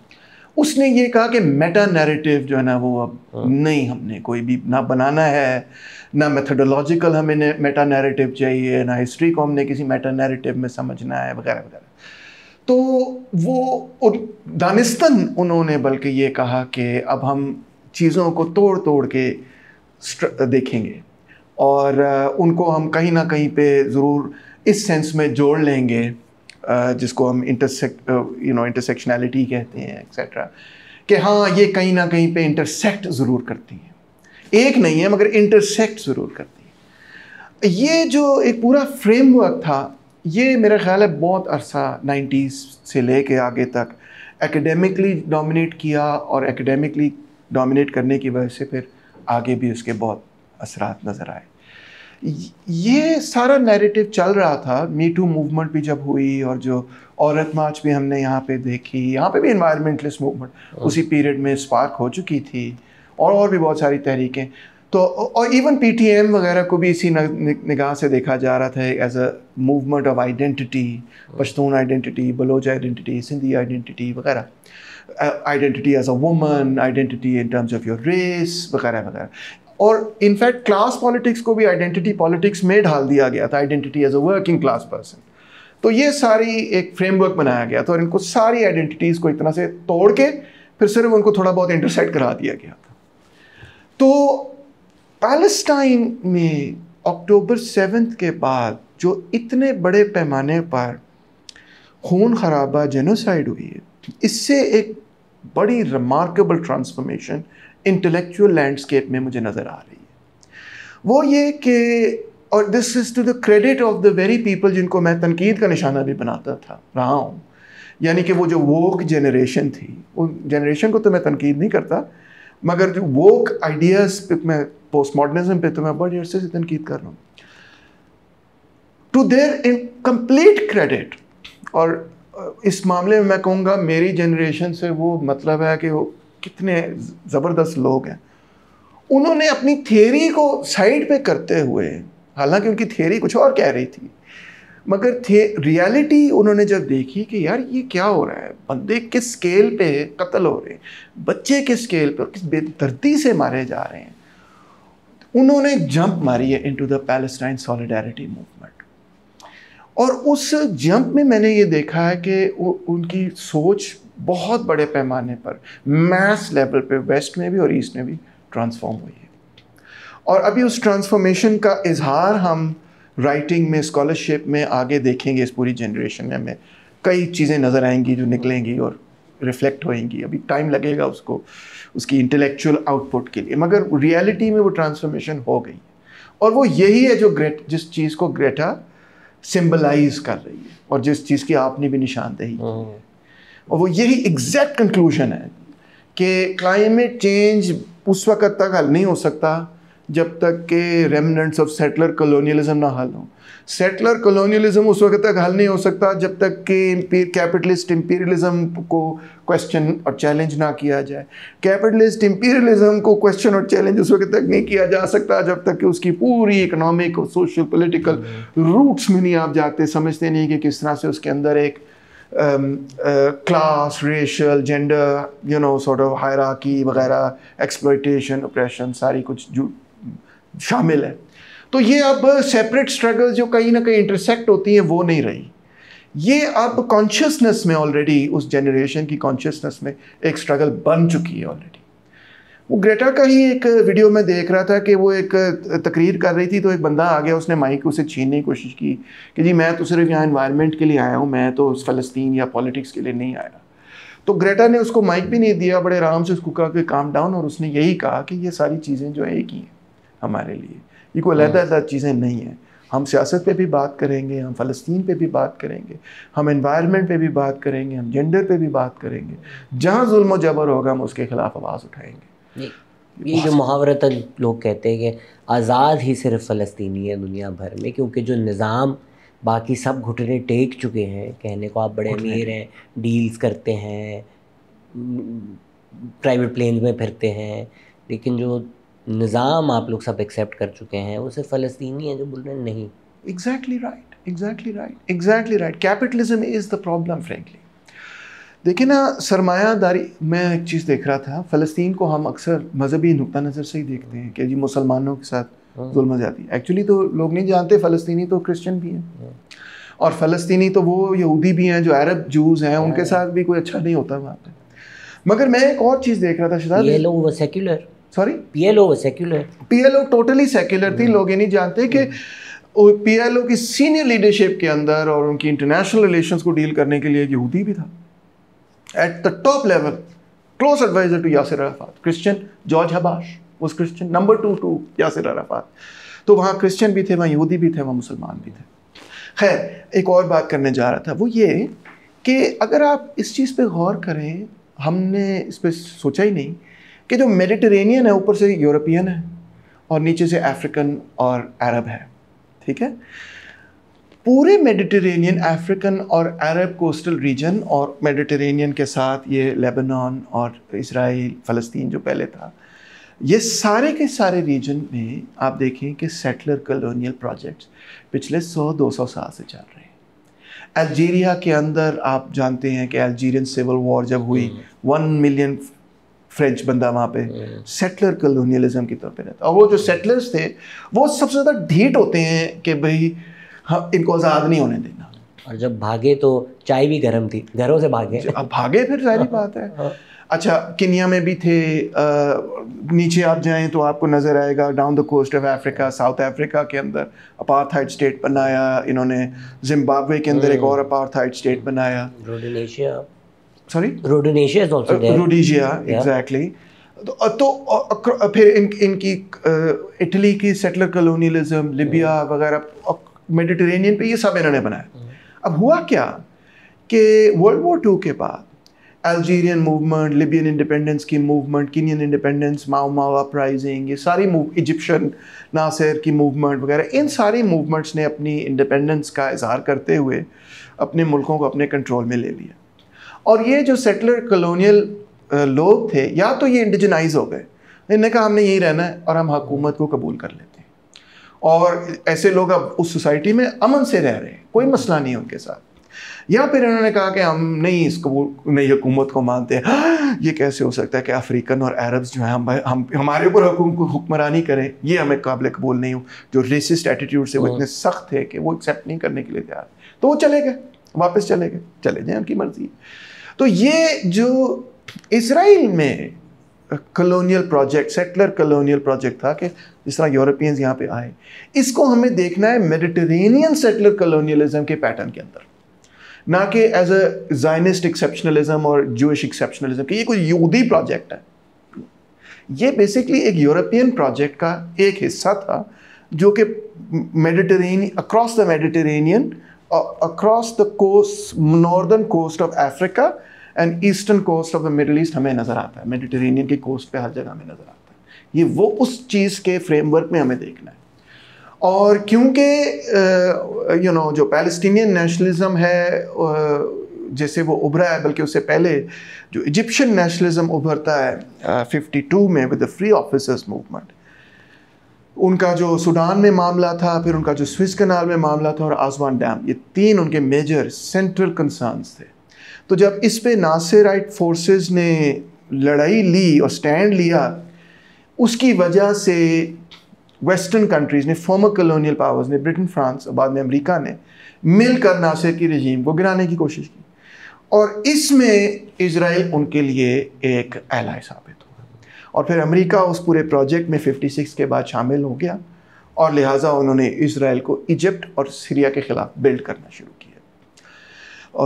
और भी रियासतें थी नेचुरली इसमें, but these were the main contending states. इसकी वजह से ये सेटलर कॉलोनियल प्रोजेक्ट उस तरह से नहीं टूट सका जिस तरह के अल्जीरिया का project after a huge very violent civil war टूटा। तो इसको इस पैटर्न में, सॉरी मैंने कुछ कंफ्यूजिंग किस्म की पॉलिटिकल साइंस की बातें की है, मगर हम चाहते हैं कि आप पॉलिटिकल साइंस की बातें करें। हाँ, नए जाविये से इसको देखने की और सोचने की ज़रूरत है कि ये मेडिटेरेनियन सेटलर कॉलोनियल प्रोजेक्ट था जो नहीं टूटा इस वजह से क्योंकि कोल्ड वॉर ने, अगेन कोल्ड वॉर के इम्पेरेटिव्स ने इजराइल को एक एलाय बना दिया मिस्र और शाम के खिलाफ। ये सब अगर हम लोकल ले आएँ, पिछले 2 दिन से 3 घंटे मेरी एक दोस्त से डिबेट हुई जो कहता है कि भाई पाकिस्तान में आप एक फ्री एंड फेयर इलेक्शन करा दें, जो भी पावर में आया उसको सारी पावर दे दें, सब ठीक हो जाएगा। मैं आप दुनिया के फरिश्ते भी ले आएँ, जब तक निज़ाम नहीं ठीक होगा, जब तक सिस्टम नहीं ठीक होगा, इलेक्शन उसका एक कॉम्पोनेंट है। ये मेरी 3-4 घंटे 2 रातें बैक टू बैक डिबेट हुई उससे इस बार। तो पाकिस्तान में जिन लोग इनकलाब की बात करते हैं गलत नहीं कह रहे, फ्री एंड फेयर इलेक्शन बिल्कुल होना चाहिए, सब कहते हैं जो आए उसका कॉन्स्टिट्यूशनली जो पावर है वो मिलनी भी चाहिए, हम सब इस चीज़ के हक में, हम कोई इसके खिलाफ नहीं है। बट द आइडिया कि जब तक सिस्टम नहीं बदलेगा these little things won't matter. Absolutely. मैं स्टूडेंट्स को और लोगों को हमेशा इस तरह से सिखाता हूँ कि फ़र्ज़ करें कि एक सोसाइटी है जिसमें 2 तबकात हैं, फ़र्ज़ कर लें, हाइपोथेटिकल, ठीक है, आप गेम ऑफ थ्रोन्स इमेजिन कर लें, ठीक है। एक तबका वो है उन लोगों का जो कि ग़ुलाम है, ठीक है, और एक तबका वो है जो कि मालिक हैं, वो ओन करते हैं उन लोगों को। अब इमेजिन करें कि ऐसी सोसाइटी में जहाँ पे एक तरफ मालिक हैं जो एक छोटी सी अक़लियत है, हो सकता है 1% हो, 5% हो, 10% हो, और दूसरी तरफ ग़ुलाम है जो कि 90% है। अब वहाँ पे आप खड़े होकर ये कहें कि फ्री एंड फेयर इलेक्शन करा दो, सब ठीक हो जाएगा, तो आप इस चीज़ को एहसास नहीं कर रहे कि बेसिकली जिस चीज़ को एड्रेस करने की ज़रूरत है वो यही है कि वो जो ग़ुलामी का निज़ाम है, वो जो गरीबों को गुर्बत में निज़ाम रखता है, उसकी तब्दीली की असल ज़रूरत है। फ्री एंड फेयर अगर इलेक्शन आप एक ऐसी सोसाइटी में कराते हैं जिस तरह रोम है या फ़ैरोज़ का इजिप्ट था या गेम ऑफ थ्रोन्स में वो सोसाइटी थी जहाँ ग़ुलाम थे, तो क्या होगा कि जो मालिक तबकात हैं वो पैसे वाले लोग भी होंगे, वसाइल वाले लोग भी होंगे, वो अपनी पार्टियां बना लेंगे और वो ग़ुलामों से कहेंगे कि मुझे वोट डालो। कोई और मालिकों वाली पार्टी होगी, वो कहेगी नहीं तुम उनको वोट ना डालो, मुझे वोट दो, और इनके दरमियान सारी सियासत घूमती फिरती रहेगी। और पाकिस्तान में भी यही है, जिसको हम एलीट कैप्चर कहते हैं, वो यही है कि एक एलीट है, उसके पास इकोनॉमिक रिसोर्सेज पर भी मोनोपोली है, intellectual resources, cultural resources, political resources, सब इन चीज़ों पर मोनोपोली है। और हम एलीट के मुख्तलिफ हिस्सों के दरमियान जो कंपटीशन है उसमें अवाम जो है कभी एक एलीट के हिस्से को सिलेक्ट कर लेती, कभी दूसरे मालिकों के एक हिस्से को सिलेक्ट कर लेती। मगर मैं यही समझता हूँ और चाहता यही हूँ कि दर हकीकत वो जो तबकाती निज़ाम है, वो जो ग़ुलामी का निज़ाम है, वो टूटना चाहता है। और मैं इस बात से बिल्कुल कहते हुए कतराता नहीं हूँ कि मैं भी उस एलीट का हिस्सा हूँ, मैं भी उस एलीट में पैदा हूँ, और उस सोसाइटी को स्टडी करने से ही मुझे ये एहसास हुआ कि अबे यार मैं कहाँ बैठा हूँ और मैं क्या किरदार अदा कर रहा हूँ इसमें। तो इसी वजह से मैं समझता हूँ कि बावजूद इसके कि मैं एलीट हूँ, मैं पैदा हुआ हूँ, मैं एलीट से ताल्लुक़ रखता हूँ, मैं एलीट स्कूल यूनिवर्सिटी में पढ़ाता हूँ, और मेरी एजुकेशन एक सारी वो है जो अमेरिका से और यूरोप से और जो भी, मगर बावजूद इस चीज़ के उस एजुकेशन ने ही मुझे ये सिखाया है, सेल्फ अवेयरनेस से ही मुझे ये सिखाया है कि ये भाईजान जिस निज़ाम से मुझे फ़ायदा है वो निज़ाम दर हकीकत एक बेइंसाफ़ी पर बुनियाद रखता है और गरीबों के इस्तेसाल पर बुनियाद रखता है। तो यही कंक्लूजन जो है जो आपने ड्रॉ किया, मुझे लगता है इसी वजह से पाकिस्तान में कभी इनकलाब नहीं आएगा, क्योंकि अभी तो चले एलीट्स बातें कर लें।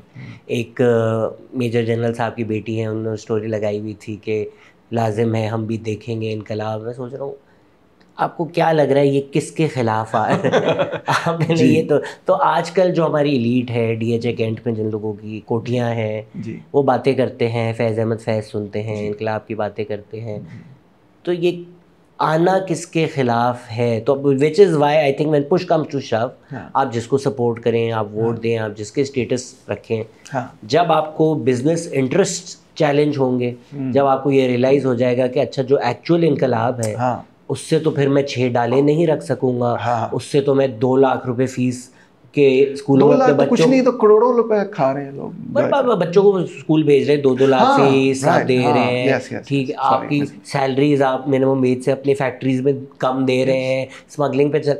जब आपको पता चलेगा कि अच्छा एक्चुअल इनकलाब तो ये सारी चीज़ें भी तबाह करेगा, और मैं फ्रेंच रेवोल्यूशन में गले काटने वालों में नहीं, गले कटने वालों में होगा, they will support Hitler as prime minister before changing the system. Yes, very true, very true. मैं तो बहरहाल इस चीज़ से रेकनसाइल्ड हूँ कम्प्लीटली कि ये इनकलाब होना चाहिए, और मैं इस चीज़ से रेकनसाइल्ड हूँ कि जिस इलीट के ख़िलाफ़ वो इनकलाब है वो उसका मैं भी हिस्सा हूँ, बट मैं फिर भी ये समझता हूँ कि वो इनकलाब होना चाहिए, और उसमें अगर मुझे नुकसान होता है तो मुझे इसमें कोई मसला नहीं है।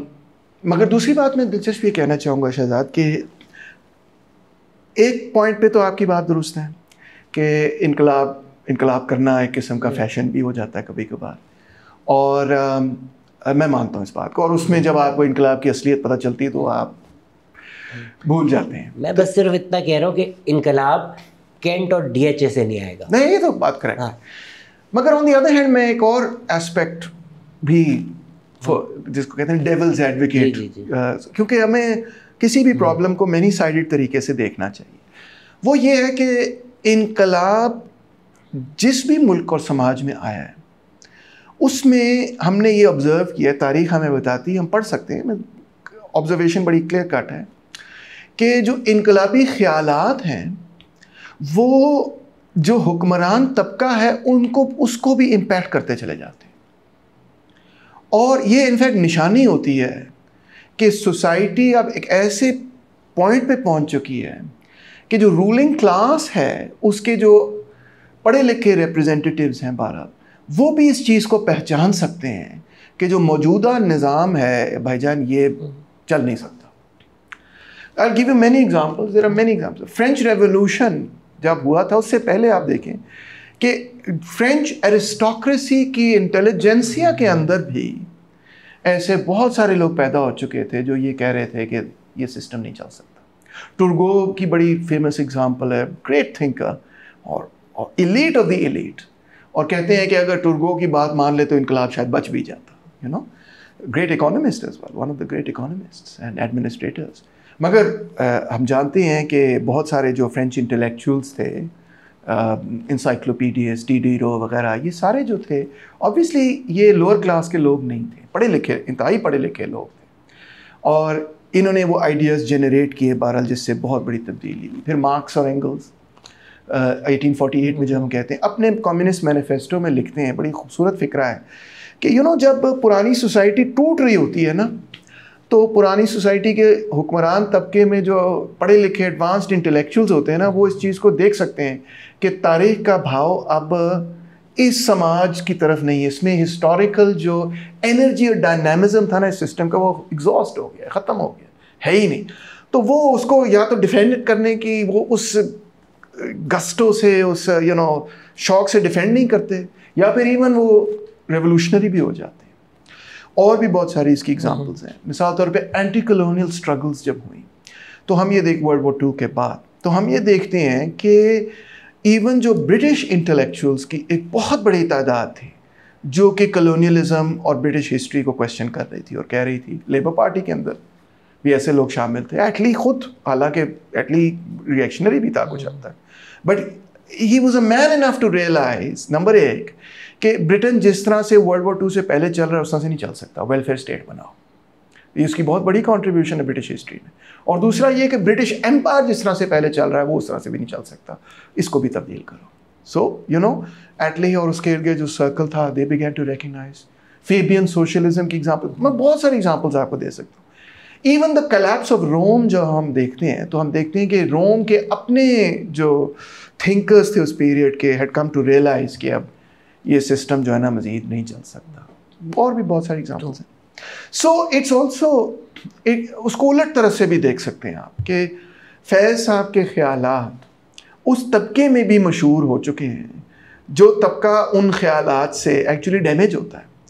ये एक रिकग्निशन है उस बात की, अगरचे शायद वो कोई इनकलाबी किरदार अदा ना भी करें, मगर एक रिकग्निशन भी है उस बात की कि ये निज़ाम अब जो है ना अपनी आखिरी टांग पर खड़ा है। और इसमें वो चीज़, और देखिए फैज़ ने क्या किया, आर्टिकुलेट किया एक नए प्रिंसिपल को, एक नई किस्म की सोसाइटी को।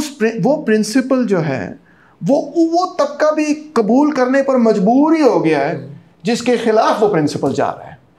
ये पावर ऑफ आइडियाज़ और पावर ऑफ प्रिंसिपल की बात है। तो और ये सिग्नल करता है in the broader scheme of history एक ऐसे पीरियड को जिसमें हुक्मरान तबका इस चीज़ को के कुछ लोग इस चीज़ को रिकग्नाइज कर चुके होते हैं कि यार ये इस तरह नहीं चल नहीं सकता। इस तरह ये बात तो आप सही कह रहे हैं कि अक्सर जो इनकलाब आए उसके पीछे जो सोच थी, हाँ। वो सोच उसी तबके के लोगों की थी, बिल्कुल आती, जिस तबके के खिलाफ इनकलाब आया था। तो पाकिस्तान में आप जिस तरह देख रहे हैं, हाँ। एक तो ये सवाल आपसे पूछना बनता नहीं है क्योंकि लेफ़्ट वाले हर रात तकिया सर रख के यही सोचते हैं कि सुबह तो पक्का कल सुबह तो पक्का इनकलाब है। मैं थोड़ा पेसिमिस्टिक हूँ, मुझे लगता है कि ऐसे नहीं, हम ऐसे नहीं सोचते, बल्कि हम समझते हैं बड़ा मुश्किल काम है। हाँ, बट होप के बगैर लेफ्ट नहीं है। ये तो अगर होप नहीं है तो क्यों लेफ्ट की आप सियासत कर रहे हो, right? You genuinely believe that will happen and you wish it will. Absolutely. तो लग रहा है आपको पाकिस्तान में उम्मीद है? देखो इस वक्त जो है ना, हम एक बहुत रिएक्शनरी पीरियड में से गुजर रहे हैं पाकिस्तान के, और आलमी तौर पे भी हम रिएक्शन से बाहर आहिस्ता आहिस्ता निकल रहे हैं। अभी वहाँ से भी जो ग्लोबल रिएक्शनरी वेव चली है उससे भी निकलने में भी वक्त लग रहा है। तो मैं तो नहीं कहूँगा कल इनकलाब होने लगा है, हालांकि मैं इसी उम्मीद से सोता हूँ और उठता हूँ। You are absolutely right, optimism of the will and pessimism of the intellect वाला जो मामला है ना। मगर अगर आप मुझे रियलिस्टिकली पूछते हैं तो मैं आपको ये बताऊँगा कि वर्किंग क्लास की जो तंजीमें हैं जिन्होंने इनकलाब करना है वो बहुत बुरे हालात में, जो ट्रेड यूनियंस हैं, मैं तो रोज़ उठता बैठता हूँ, तो they are in a very very bad state. जो लेफ़्ट की पार्टियों का मामला के हालात हैं वो कोई पाकिस्तान में वो काफ़ी मतलब है कि वीक हैं अभी। और सिविल सोसाइटी ऑर्गेनाइजेशंस, या हम वैसे अगर बात करें वर्किंग क्लास की जो अपनी सेल्फ ऑर्गेनाइजेशन है, जिस तरह हम कम्युनिटी मोहल्ले में आप जाएं तो आपको कम्युनिटी ऑर्गेनाइजेशंस मिलेंगी, उनकी भी जो कैपेसिटी कहते हैं हम फॉर एक्शन वो काफ़ी लो है, कम है। मगर ये भी मैं कहूँगा इसके साथ साथ कि वक्त नहीं लगता इसको तब्दील होते हुए। जेवीपी का इलेक्शन देखें श्रीलंका में, कि जेवीपी लेफ़्ट की पार्टी वहाँ की, उसके बारे में मशहूर है था, ये 5% पार्टी, इनके पास कभी 5% से ज़्यादा वोट होता ही नहीं है। कभी भी वो अपनी तारीख में 5% से ज़्यादा वोट नहीं लिया, वो 70 से चल रहे हैं। ये इकोनॉमिक क्राइसिस हुआ वहाँ पे, they won 62% of the vote, actually sorry they won 65% of the vote. इस ओवरनाइट 5% पार्टी 65% पे पहुँच गई। तो तब्दील होते हुए भी वक्त नहीं लगता। तो और भुट्टो को भी देखें आप, कि जब भुट्टो 65 के बाद 66 में सोच रहा था कि मेरा पॉलिटिकल करियर ख़त्म हो गया, मैं किधर जाऊँ, नैब के पास नैब ज्वाइन कर लूँ, क्या करूँ वगैरह वगैरह। 67 में एंटी-ईयू मूवमेंट उभरती है, पीपल्स पार्टी रातों रात सबसे पाकिस्तान की बड़ी पार्टी बन जाती है। अवामी लीग के साथ भी, शेख मुजीबुर रहमान के साथ भी तकरीबन ऐसे था, अगरचे वहाँ पे पहले ही काफ़ी बड़ा स्ट्रक्चर मौजूद था मुस्लिम लीग का, जो अवामी लीग ने इनहेरिट किया। मगर बहरहाल पीपल्स पार्टी तो 66 में कुछ डिडंट एग्जिस्ट, एंड 67-68 में पाकिस्तान की सबसे बड़ी पार्टी थी।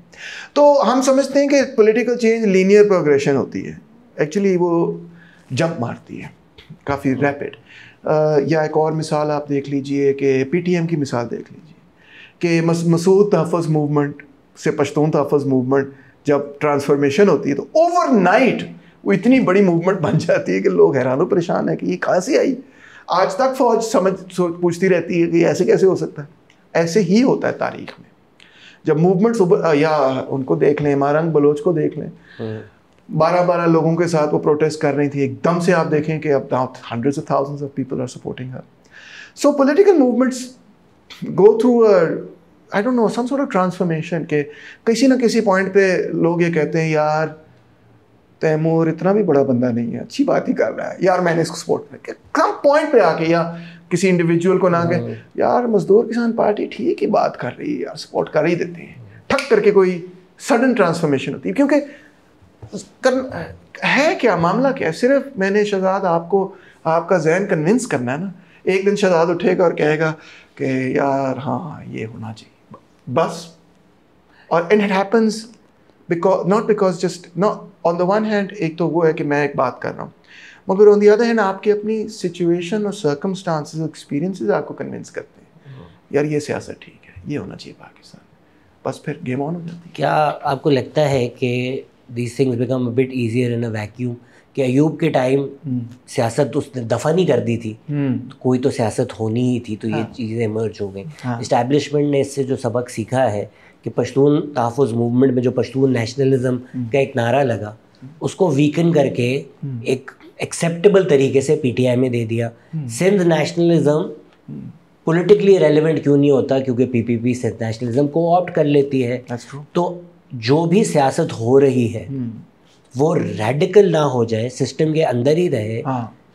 तो जिस तरह अभी पीटीआई है, you feel like these movement sort of which are part of the elite, whether it's PPP, whether it's PTI, whether it's PMLN, वो co-opt करके कि नारे वही आप PTM वाले लगा रहे हैं, नारे वही आप सिंधी नेशनलिज्म वाले लगा रहे हैं, लेकिन आपकी वो रेडिकल सियासत है नहीं और आपने सिस्टम को ही फर्दर करना है। That lowers the chances, because जिस आवाम को लेट्स से अगर बिरयानी खानी है तो एस्टैब्लिशमेंट कहती घर पे पकी है ना, तो वो दुकान नहीं चलती फिर बिरयानी की, असली बिरयानी की। ये बड़े बड़े आपने कॉम्प्लेक्स किस्म के मुहावरे दिए, कराची वाले, बिरयानी वाले। मतलब लाहौर में तो नहीं मिलेगी ना बिरयानी। क्यों नहीं? सॉरी मैंने लाहौरी की बड़ी अच्छी बिरयानी याद नहीं, हम नाराज हो गए। लाहौरी के सामने बिरयानी का नाम ले लिया मैंने, और आपको कैसे समझ में आएगी? देखो यार, मेरे ओपिनियन में जो ये वैक्यूम वाला जो मुहावरा है ना, ये अब हमने ज़्यादा ही इसको वो कर लिया है, ओवर प्ले कर लिया है, इसको ज़्यादा इस्तेमाल कर लिया है। ये बात दुरुस्त है कि शॉर्ट टर्म में जब हम पॉलिटिक्स को स्टडी करते हैं तो यस, कभी कभार वैक्यूम होता है जिसको फिल करने के लिए लोग भागते हैं, कभी कभार वैक्यूम होता है जिसकी वजह से हम कहते हैं कि वो ऐसा इंटेलेक्चुअल वैक्यूम पैदा हो गया है कि वो उसकी वजह से चीज़ ही कोई नहीं पैदा हो रही, यानी कि वो ऑक्सीजन से डिप्राइव कर रहा है। It's a good metaphor, it's a metaphor, but it is a metaphor. और मेटाफर के बारे में हमेशा ही कहते हैं रीजनिंग बाय एनालॉजी की जो फैलेसी है उसमें हमें नहीं गिरना चाहिए। तो the bigger question for me actually that I really think about is कि हम रेवोल्यूशंस को इसी तरह देखते हैं और समझते हैं कि जैसे they are spontaneous outbursts of anger. रोटी की कीमत महंगी हो गई, आटा महंगा हो गया, लेट देम ईट केक, ये वो पब्लिक बाहर निकल आई, इनकलाब हो गया। और जो ट्रिगर होता है वो यही होता है। Russian revolution was sparked by bread riots, French revolution was sparked by similar food riots problem etcetera. JVP एकदम से ऊपर आई अगेन इसी तरह के 70 में जब Sheikh Mujibur Rahman, floods played a very important role जिसकी वजह से अवामी लीग ऊपर के सामने आई। तो इमीडिएट ट्रिगर वो होता है, वो कोई ना कोई फ्लड्स हो सकते हैं, राइट्स हो सकते हैं, इकोनॉमिक डिप्रिवेशन, और भी चीज़ें हो सकती हैं, जंग, state collapse. Umayyads, I'm just reading this very interesting book. Umayyads fell because of defeats from the Byzantine Empire. Military शिकस्त की वजह से भी कभी कभार स्टेट कोलैप्स, फिर इनकलाब हो सकता है। There can be several reasons for it. मगर वो ट्रिगर्स हैं, the straw that breaks the camel's back जिसको मुहावरे में कहते हैं। जो लॉन्गर टर्म चीज़ है ना, वो मेरे लिए ज़्यादा अहमियत रखती है, क्योंकि ये वो चीज़ है बाय द वे जिसको हम कंट्रोल भी नहीं कर सकते हैं, ये हमारे कंट्रोल में नहीं है, किसी वक्त भी हो सकता है।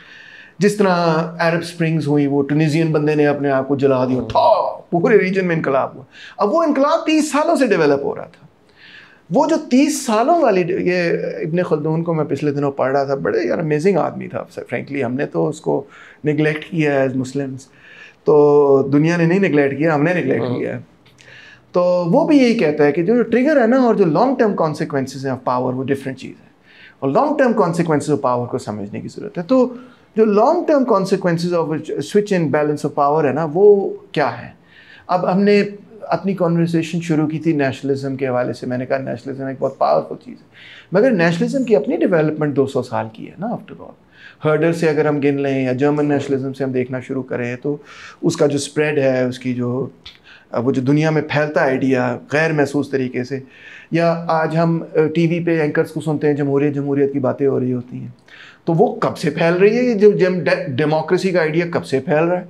अब वो इतना फैल चुका है कि अब वो हमारे लिए नेचुरल हो गया, कॉमन सेंस का हिस्सा बन गया है कौमियत और नेशनलिज्म और डेमोक्रेसी कॉमन सेंस का ऐसा बन गया, मगर एक्चुअली इसकी बड़ी लॉन्ग टर्म एक इडियोलॉजिकल, थ्योरेटिकल, इंटेलेक्चुअल डेवलपमेंट है।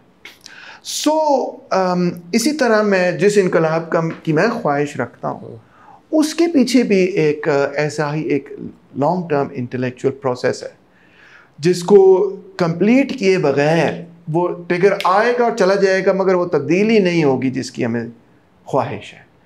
और वो लॉन्ग टर्म बात ये है कि कॉमन सेंस में जब वो चीज़ एंटर हो जाती है, वो आसिम की किताब है ना, डॉक्टर आसिम सजाद अख्तर की, हाँ उनकी अच्छी किताब है, क्या नाम, something about common sense, exact title मैं भूल रहा हूँ, मगर जब कोई चीज़ कॉमन सेंस में एंटर हो जाती है ना, फिर कोई भी ट्रिगर जो है ना उस चीज़ को एक्टिवेट करके वो तब्दीली रूनुमा कर देता है। कंफ्यूजिंग सी बात लग रही है, मगर मैं इसी मुहावरतन बातों को ज़रा अगर मैं सिंपल पूछ लूँ कि सारी आपकी 100% बातों से जो एग्री करता है, वो आपके पास क्यों आएगा और पीटीआई के पास नहीं जाएगा? तो वो यही है, वो ये चीज़ है जो कॉमन सेंस में एंटर होनी है, और वो ये है कि अमीर गरीब का इस्तेहसाल करता है। बट वो आदमी पीटीआई के पास जाएगा ना, ये अचीव करने के लिए। गरीब अपने आप को उस वक़्त ही आज़ाद, अगला कदम ये पहला था, अगला कदम ये कि गरीब अपने आप को, मेहनत कश मज़दूर किसान अपने आप को उस वक़्त ही आज़ाद कर सकेगा जब गरीब अपनी तंजीम बनाएगा जो गरीबों के हक़ के लिए हकूक़ के लिए काम करेगी। वो तबका अपनी एक्टिविटी से अपने आप को आज़ाद करता है। हम जो इंटेलेक्चुअल्स हैं उसमें शामिल ज़रूर हो सकते हैं, हम उसको बनाते नहीं हैं, वो ख़ुद उसको बनाते हैं। जिस तरह मार्क्स अपनी ज़बान में कहता है, the emancipation of the working class is the work of the working class. वो ख़ुद उसने अपने आप को एमेंसिपेट करना, बाहर से आके किसी ने उसको एमेंसिपेट ना तो किया ना कर सकता है कोई। तो वो अपनी तबकाती तंजीमें बनाए। अब तबकाती तंजीम क्या होती है कि वो मेहनत कश के हकूक़ के लिए काम करेगी। अब पीटीआई एक तबकाती तंजीम है, मगर मेहनत कशों के तबके के लिए वो नहीं काम करती, वो एलीट की तबकाती तंजीम है। इस चीज़ को, या पीपल्स पार्टी या मुस्लिम लीग, वो अपने मुख्तलिफ एलीट के तबकाती मुफादात के लिए काम करते हैं। वो इस सिस्टम को क्लीन अप कर देना चाहते हैं।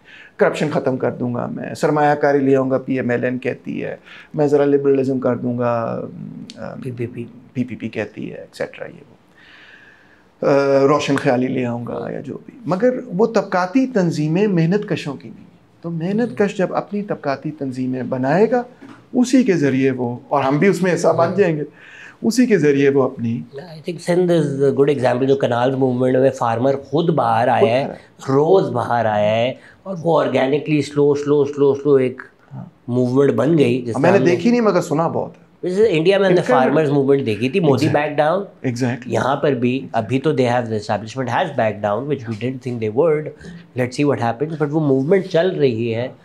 अब इससे वो पॉलिटिकल पार्टी बनेगी, क्या बनेगी, लेट्स सी, ये बात। But they want to turn that political movement to party. How that happens remains to be seen. लोगों के बहुत सारे सवाल थे, but before I get to that, since हम अभी ये वॉर में भी बातें कर रहे थे, इंडिया में अब जो रिएक्शन आया है उससे कितना वाजे हो जाता है कि लिबरल और लेफ्ट में क्या फ़र्क है। और जो लोग बहुत सारे इंडियन लिबरल कमेंटेटर्स को फॉलो कर रहे थे, वो तो एक्सपोज हो ही गए हैं, आपने भी कर दिए हैं। पर हमारी आवाम को भी अब ये तफरीक समझने की कितनी ज़रूरत है। बिकॉज अगर इंडिया में भी कुछ प्रिंसिपल्ड पोजीशंस हमें नज़र आए, वो लेफ़्ट से आए, और लिबरल और हिंदुत्व में कोई रेजर थिन फ़र्क ही रह गया था। बिल्कुल आपने ठीक बात की। असल में ये जो लफ्ज़ है ना लिबरल, ये पाकिस्तान में बहुत मिसअंडरस्टूड है कई लेवल्स पे। एक तो इस लेवल पे मिसअंडरस्टूड है कि जो ज़रा वेस्टर्नाइज्ड है उसको हम लिबरल समझ लेते हैं। ये तो बड़ी आम मिसअंडरस्टैंडिंग है, इसको तो एक तरफ रख देते हैं। दूसरी मिसअंडरस्टैंडिंग जो है ना वो ज़्यादा अहमियत रखती है, और वो है क्योंकि पाकिस्तान का राइट विंग लिबरल्स को हर वक्त पाकिस्तानी लिबरल्स को अटैक करता रहता है, और इंडिया का राइट विंग इंडियन लिबरल्स को अटैक करता रहता है। तो उस सिनारियो की वजह से हम ये समझते हैं कि लिबरलिज्म एक किस्म की प्रोग्रेसिव आइडियोलॉजी है, यानी कि समाज को तब्दील करने का फ़लसफ़ा है, किसी कोई रेडिकल किस्म का आइडिया है वगैरह। इनफैक्ट जब हम history of liberalism, European liberalism जब मैं उठा के पढ़ता हूँ, दिलचस्प बात यह है कि लिबरलिज्म एक्चुअली एक कंजर्वेटिव आइडिया है, और लिबरल्स, यूरोपियन सिविलाइजेशन की मैं बात कर रहा हूँ, वहाँ पे जो मेन डिमार्केशन थी वो थी रिपब्लिकन्स और लिबरल्स के दरमियान।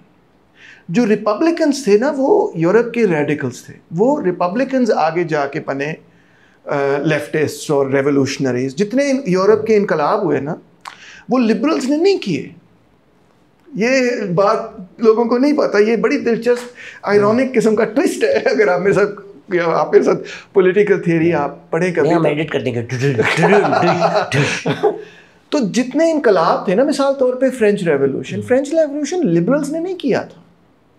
फ्रेंच रेवोल्यूशन का नारा था रिपब्लिकन्स ने किया था, और वो कहते भी थे we are a republic. Republic का मतलब है पब्लिक की सियासत करना, रिपब्लिकन का मतलब पब्लिक। अच्छा, जो ग्रेट अमेरिकन रेवोल्यूशन, चलो दो इनकलाब है ना, पहले वाले की जो इतना ग्रेट नहीं था और फिर बाद में जो ग्रेट था, जो इतना ग्रेट नहीं था वो जॉर्ज वॉशिंगटन का था। अगेन वो रिपब्लिकन्स थे, वो कहते थे हम रिपब्लिकन्स हैं, ये भी नहीं कुछ छुपी हुई बात थी। वो कहते थे we stand for the republican spirit. और जो लिबरल्स थे, de Tocqueville वगैरह, वो तो कहते थे कि ये तो बहुत इनकलाब बड़ा ख़राब हो गया है, इसको रोको, यू सी। अच्छा, फिर जब द ग्रेट, जिसका मैं बड़ा एडमायरर हूँ, यू नो, अब्राहम लिंकन, जो उसने स्लेव स्टेट्स के खिलाफ जो सिविल वॉर की, अगेन लिबरल्स उसके हक में नहीं थे, रिपब्लिकन्स ने वो किया। Lincoln was a Republican. तो अब की रिपब्लिकन से ट्रम्प की नहीं मैं बात कर रहा हूँ, उस पीरियड की बात कर रहा हूँ, तो it was the Republicans who did it. अच्छा, इसी तरह हम देखते हैं कि जो यूरोप के 1848 के रेवोल्यूशंस थे उसमें सारे रिपब्लिकन्स एक तरफ खड़े थे, लिबरल्स दूसरी तरफ खड़े थे। फिर तीसरी तरफ हम ये देखते हैं कि फ्रेंच रेवोल्यूशन के बाद जो इंग्लिश लिबरलिज्म था वो तो एडवर्ड बर्क वगैरह का, वो सारा रिएक्शनरी था, वो सारा एंटी रेवोल्यूशन था, वो सारा इनकलाब के खिलाफ बात करते थे, इनकलाब के हक में नहीं बात करते थे। तो लिबरलिज्म एक्चुअली एक कंजर्वेटिव आइडियोलॉजी है इंटरनेशनली। अच्छा, अब क्या हुआ कि जब लिबरल आइडियाज़ यूरोप से थर्ड वर्ल्ड में आए तो यहाँ के जो एंटी कॉलोनियल इंटेलेक्चुअल्स थे उन्होंने उस लिबरलिज्म को एक तरह से तब्दील करना शुरू किया। एक किस्म का एंटी कॉलोनियल लिबरलिज्म पैदा हुआ जिसमें लेफ्ट का बहुत ज़्यादा असर था, बहुत ज़्यादा असर था। एंटी कॉलोनियलिज्म का सारा आइडिया लिबरलिज्म से नहीं, लेफ्ट से आ रहा था। और लिबरलिज्म के आइडियाज़ ये थे कि you know equality of Mankind, individual freedoms etcetera. इसमें एक नई चीज़ पैदा हुई जिसको मैं कहता हूँ देसी लिबरल। और जो फ्रैंकली देसी लिबरल है ना, मैं ये बताना चाहता हूँ आपको, वो यूरोपियन लिबरल से बहुत बेहतर बंदा है या औरत है। देसी लिबरल एक्चुअली प्रोग्रेसिव रहा है, यूरोपियन लिबरल एक्चुअली कंजर्वेटिव रहा है। तो देसी लिबरल, हम समझते हैं देसी चीज़ सेकंड हैंड होगी, ख़राब होगी, देसी लिबरल ने फिर भी अच्छा किरदार अदा किया। देसी मुर्गा, हाँ, देसी मुर्गी मुर्गी से बेहतर है, ब्रॉयलर मुर्गी से बहुत बेहतर है। देसी लिबरल भी बहुत बेहतर है क्योंकि उसका एक एंटी कॉलोनियल रोल रहा है। उसमें मैं बाय द वे जिन्ना साहब को भी शामिल कर रहा हूँ। जिन्ना वाज अ लिबरल, और कांग्रेस पार्टी सारी बनी ही देसी लिबरल्स की वजह से थी। मुस्लिम लीग भी सारी देसी लिबरल्स की वजह से बनी थी, और उसका अपनी तारीख में एक रोल रहा है जो पॉजिटिव रहा है। अच्छा, अब बात करते हैं कि इंडिया के लिबरल। अच्छा, यहाँ पे जो लिबरल्स हैं, फ्रैंकली पाकिस्तान के लिबरल्स, उन्होंने अच्छा किरदार अदा किया इस जंग में। मिसाल के तौर पे JAC, joint action committee for people's rights ने जंग से एक दिन पहले प्रोटेस्ट की है कि जंग नहीं करनी, एस्केलेशन नहीं करनी, इंडिया से हमारा झगड़ा नहीं है, पाकिस्तान भी ज़रा बीबा बन के रहे वगैरह वगैरह, हम खित्ते में जंग नहीं चाहते, हम कोई जिंगोइज़म नहीं चाहते, हम कोई एस्केलेशन नहीं चाहते। ऑन रिकॉर्ड है, हिना जिलानी वगैरह ये सब खड़े हुए थे वहाँ पे प्रेस क्लब के बाहर, तो उन्होंने अच्छी स्टैंड ली। मगर इंडिया के अंदर जो उनका देसी लिबरल है ना, वो वलती हो गया है उसके अंदर कोई प्रॉब्लम पैदा हो गया है जेन्युइन किस्म का।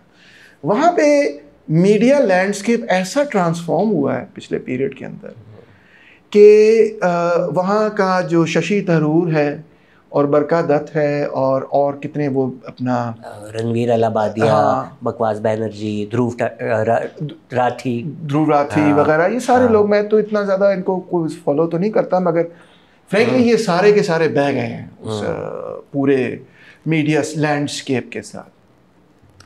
Communist party of India Marxist, communist party of India Marxist Leninist, यानी कि जो नक्सलाइट्स हैं वहाँ के, पुराने socialist unity centre of India, वहाँ पे जो लेफ़्ट फ्रंट की सारी पार्टियाँ हैं, सब ने 13 तारीख को जंग के दौरान कलकत्ता के अंदर बहुत बड़ी प्रोटेस्ट निकाली कि बस करो। हालांकि शुरू में वो भी कुछ ज़रा ऑपरेशन सिंदूर के हक में उनकी भी स्टेटमेंट आई, मगर फिर 2 डेज़, सिर्फ 2 दिन बाद उन्होंने जब एग्जामिन किया ना कि ऑपरेशन सिंदूर है क्या, जब क्लैरिटी आई ना, तो फ़ौरन 13th को दे वर क्लियर। उन्होंने प्रोटेस्ट निकाली, उस प्रोटेस्ट पे अटैक किया बीजेपी के कुछ लोगों ने, उस पर अपेरेंटली उन्होंने कोई तेल छिड़का, गर्म तेल छिड़का या समथिंग लाइक दैट ख़वातीन पे सामने।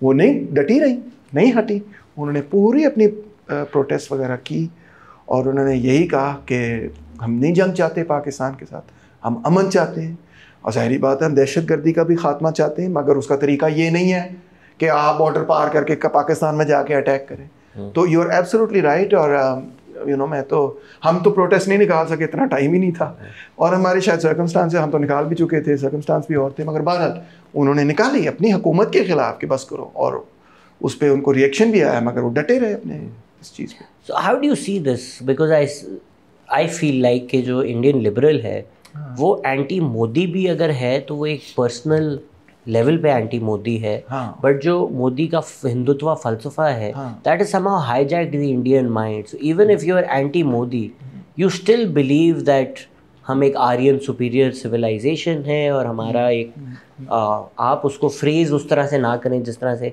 जैद हामिद शायद सिंपलिस्टिक टेक में करता है कि हम गज़वाए हिंद कर लेंगे और ये कर लेंगे, बट टेक वही है कि अब इंडिया एक इकोनॉमिक माइट है, जो ये इंटरनेशनल रूल्स की बातें हमसे मत करें, मोरालिटी की बातें हमसे मत करें, अपने आप आईने में देखें आप लोगों ने क्या किया है, हमसे मत पूछें कि हमने कनाडा में किसको मारा है, क्यों मारा है, हमने सही किया है, who are you to ask us, हमसे एविडेंस भी ना मांगो, नहीं, वी आर इंडिया, हम घुस के भी मारेंगे दिस मॉडल। तो वो इंडियन लिबरल का भी माइंड वही हो चुका है कि पाकिस्तानी तो है ही टेररिस्ट। इंडियन, मुझे लगता है कि हिंदुत्व और इंडियन लिबरल में अब सिर्फ इतना फ़र्क है कि इंडियन लिबरल समझता है कि पाकिस्तानी बच्चा भी टेररिस्ट है जिसको मारो, और हिंदुत्व एक लेवल आगे चली जाती है कि जो इंडिया में मुसलमान है वो भी ऐसे हैं। इंडियन लिबरल सिर्फ इतना ख्याल कर लेता है कि नहीं इंडिया के मुसलमान ठीक है, बॉर्डर पार बच्चे मारने हैं मार लो।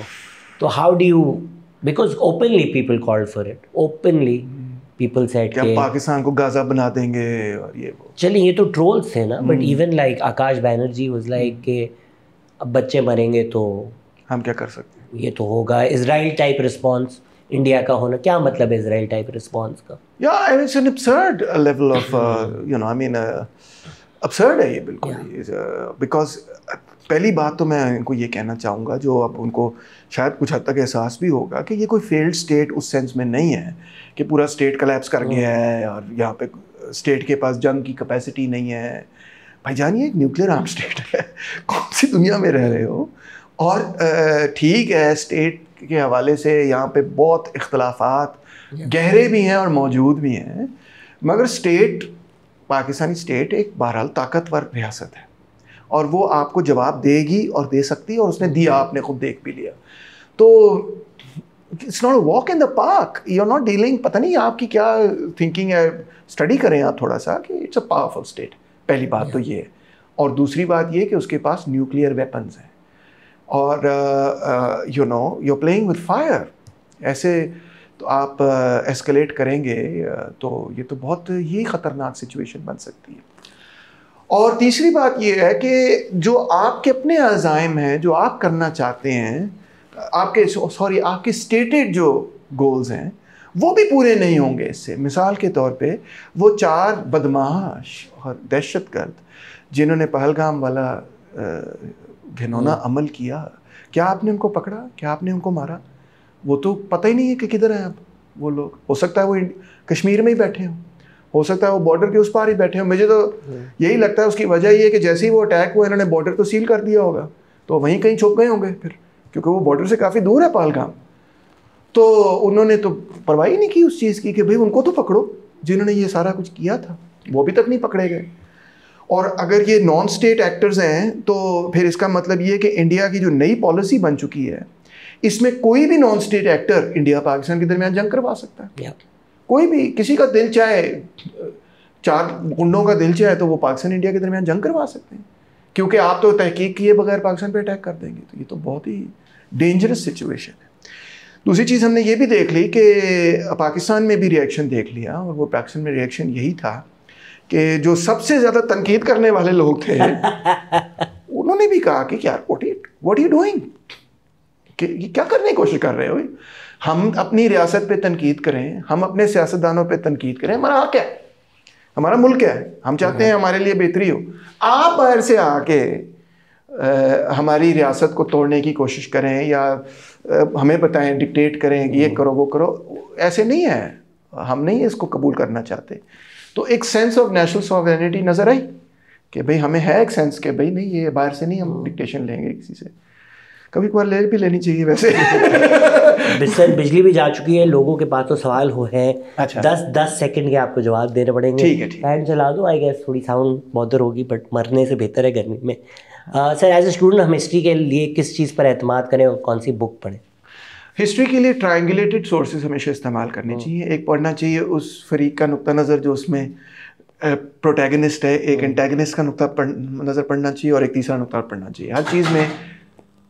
हर चीज़ में कम से कम जो है वो ट्रायंगुलेट करना चाहिए अपनी सोर्सेज को।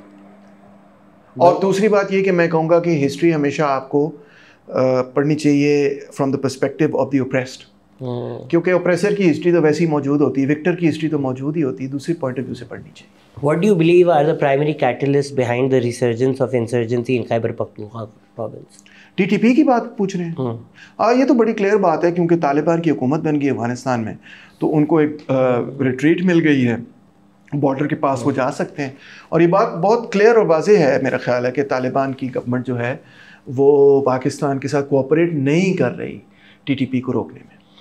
पाकिस्तान में सिविलियन सुप्रेमेसी कैसे रिस्टोर की जाए?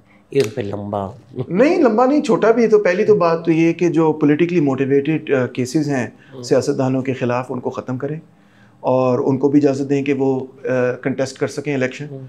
जिन पार्टियों को आपने बैन करके सुन्नी इत्तेहाद काउंसिल में घुसाया हुआ है, दैट वाज रॉन्ग। ECP का ये फैसला गलत था। पाकिस्तान तहरीक इंसाफ एक पार्टी है, मेरी उससे बड़े इख्तलाफात हैं, मगर वो एक पार्टी है। तो ये जो नए लॉज बनाए हुए हैं और ख़ास तौर पे 26th अमेंडमेंट के साथ जो कॉन्स्टिट्यूशनल चेंजेस जुडिशरी के साथ और पीका वगैरह, ये सब चीज़ें जो है ख़त्म होनी चाहिए। तो मेरा ख्याल है फिर बेहतरी की तरफ। मैं गुजरावाला से हूँ, मैं कैसे कोई लेफ्टिस्ट ऑर्गेनाइजेशन ज्वाइन करूँ? गुजरावाला की बड़ी फैसिनेटिंग हिस्ट्री रही है बाय द वे लेफ़्ट की। वहाँ जो गरीब तरीन लोग थे जिनका एक ज़माने में बड़ा ज़बरदस्त यूनियन हुआ करता था, मैं विज़िट करता रहा था। बट बहरहाल मैं आपको ये इन्फॉर्मेशन जो है प्राइवेटली भेज दूँगा, क्योंकि बेहतर है कि मैं पब्लिकली कोई तंजीमें मौजूद है गुजरावाला के अंदर, मैं उनके लिंक्स आपको भेज दूँगा। एक एवरेज बंगाली, ऑब्वियसली मुझे अब सर में हम जो है ना डिजिटल एज में रहते हैं। पुराने ज़माने में नंबर जो है ना सारे याद होते थे जहन में, अब वो निकालने पड़ते हैं फ़ोन से। तो मैं आपको मजदूर किसान पार्टी की आप मेंबर बने, डेफिनेटली आप और भी बाएं बाजू और ट्रेड यूनियंस और मुख्तलिफ तंजीमें ज़रूर मेंबर बने। एक एवरेज बंगाली स्टूडेंट और एक एवरेज पाकिस्तानी स्टूडेंट में क्या फ़र्क पाया आपने? मैंने ये फ़र्क पाया कि देखिए, मैंने तो ढाका यूनिवर्सिटी देखी है, तो मैंने ये फ़र्क पाया कि वहाँ पे रियासत ने एजुकेशन को माफ़ कीजिएगा, बहुत बड़े पैमाने पर बिल्कुल मुफ्त किया हुआ है। और गरीब से गरीब लोग वहाँ पे ढाका यूनिवर्सिटी में पढ़ रहे थे, और मुझे स्टूडेंट्स वहाँ पे ये कह रहे थे कि सर, हमने यहाँ पे जो पढ़ाई की है वो अच्छी पढ़ाई थी और हमने उसके लिए कोई पैसे भी नहीं अदा किए। तो ये मुझे नज़र आया कि बांग्लादेश ने बहरहाल एजुकेशन पे हमसे बेहतर और ज़्यादा फोकस किया। फेवरेट बुक आपकी? एक बहुत अच्छी किताब है, मैं आपको रेकमेंड करूँगा, आइडियाज़ बाय पीटर वाटसन। वैसे पीटर वाटसन के साथ बहुत सारे इख्तलाफात भी हैं, मगर sweep of history 20 great ideas जो उसने किए हैं, इट्स रिमार्केबल बुक। मोटी किताब है, अच्छी किताब है। फिर अगर वो आप पढ़ लेंगे तो आगे आप कम्युनिस्ट मैनिफेस्टो, दास कैपिटल वगैरह पढ़ें। ज़रा मुश्किल किताब है, मगर वो भी बहुत ज़बरदस्त। कम्युनिस्ट मैनिफेस्टो लाजमी पढ़नी चाहिए। बजट डेफिसिट का क्या करें? बजट डेफिसिट का ये करें कि सबसे पहले तो जो इंटरनेशनल ट्रेड है उसको कंट्रोल करने की ज़रूरत है, उसके बगैर आप बजट डेफिसिट नहीं कंट्रोल कर सकेंगे। ट्विन डेफिसिट्स है ना, दोनों एक साथ दूसरे के साथ जुड़े होते हैं। तो जब आप इंटरनेशनल ट्रेड को कंट्रोल करेंगे तो उसके बाद आपका इंटरनेशनल डेफिसिट कंट्रोल होगा, उसकी वजह से आप जो है फिर बैनुल-अक़वामी कर्ज़े जो है, जो मजबूरी है आपकी लेने, वो आप कर्ज़े नहीं लेंगे। जब आप कर्ज़े नहीं लेंगे तो फिर आप अपना डोमेस्टिक बजट भी कंट्रोल कर सकेंगे। मज़ीद ये, क्योंकि आपको पता है 52-55% तो आप डेट रिपेमेंट कर रहे होते हैं ना बजट में, दैट्स द बिगेस्ट सेक्शन। मज़ीद ये कि सुनने में आ रहा है कि 14 या 17% फ़ौज के बजट में मज़ीद इजाफा किया जाएगा।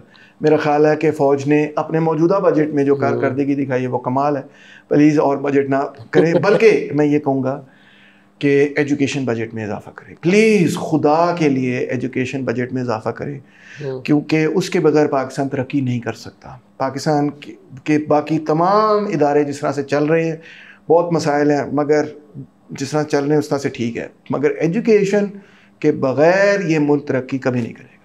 Is a capitalistic democracy even possible if manufacturing consent and monopolizing happens to this extent? It is possible, I mean in the sense कि कैपिटलिज्म के अंदर भी हम देखते हैं कि ज़्यादा डेमोक्रेटिक स्टेट्स हैं और कम डेमोक्रेटिक स्टेट्स हैं। एक बड़ी गज़ब की किताब है बैरिंगटन मोर जूनियर की, the social roots of dictatorship and democracy, ज़रूर पढ़ें, मोटी किताब है। जो क्वेश्चन जिन्होंने किया है उनको बड़ी पसंद आएगी। वो ये कहते हैं कि जिन स्टेट्स के अंदर डेमोक्रेटिक डेवलपमेंट नहीं हुई वो फैशिज्म की तरफ गए, वो कैपिटलिस्ट थे, और जिन स्टेट्स के अंदर डेमोक्रेटिक डेवलपमेंट हुई उन्होंने रिपब्लिकन और लिबरल डेमोक्रेसीज़ और पार्लियामेंट्री डेमोक्रेसीज़ क्रिएट की। वहाँ पे ज़्यादा आज़ादी थी। मिसाल तौर पे इंग्लैंड में हमेशा ज़्यादा आज़ादी रही है। लेनिन भी इंग्लैंड में था, मार्क्स भी इंग्लैंड में था, ज़्यादा आज़ादी की वजह से। जर्मनी में नहीं थी। What mechanisms, if any, can genuinely hold governments accountable in systems where power and wealth are so deeply intertwined? इसके लिए जो है ना, मेहनत कश तबके को अपनी तंजीमें बनाने की ज़रूरत है। ट्रेड यूनियंस होने चाहिए, कम्युनिटी ऑर्गेनाइजेशंस होनी चाहिए जो पब्लिक को रिप्रेजेंट करती हैं, और पब्लिक खुद उनको बनाए, ये बहुत ज़रूरी है। और ये हमारे सोसाइटी में इस वक्त बहुत कम नज़र आती है। If communism and socialism is the ideal scenario, then why countries like China and India started to grow economically when they liberalized their economy as compared to earlier? देखिए, पहले इस क्वेश्चन को मैं 2 लेवल्स पे आंसर करना चाहता हूँ। Ideal scenario की जो लैंग्वेज है ना, वो है ही गलत। ये जो आइडियलिस्टिक मेथडोलॉजी है ना, ये गलत है। पहली बात तो ये आइडियल चीज़ कुछ भी नहीं होती, ठीक है। कम्युनिज़म आइडियल नहीं है हमारे लिए। कम्युनिज़म जो है वो एक स्टेज ऑफ सोशल डेवलपमेंट हम उसको समझते हैं, उससे आगे भी तारीख तरक्की करेगी और चीज़ें आएंगी। आइडियल्स नहीं होते, ठीक है। दूसरा ये बात है कि you are quite wrong in saying कि जब वो ओपनिंग अप की वजह से ये सारी डेवलपमेंट, इनफैक्ट मोदी का मॉडल तो सारा स्टेट ड्रिवन मॉडल है। मेगा प्रोजेक्ट्स, पावर के प्रोजेक्ट्स, बड़े बड़े प्रोजेक्ट्स उसने किए हैं।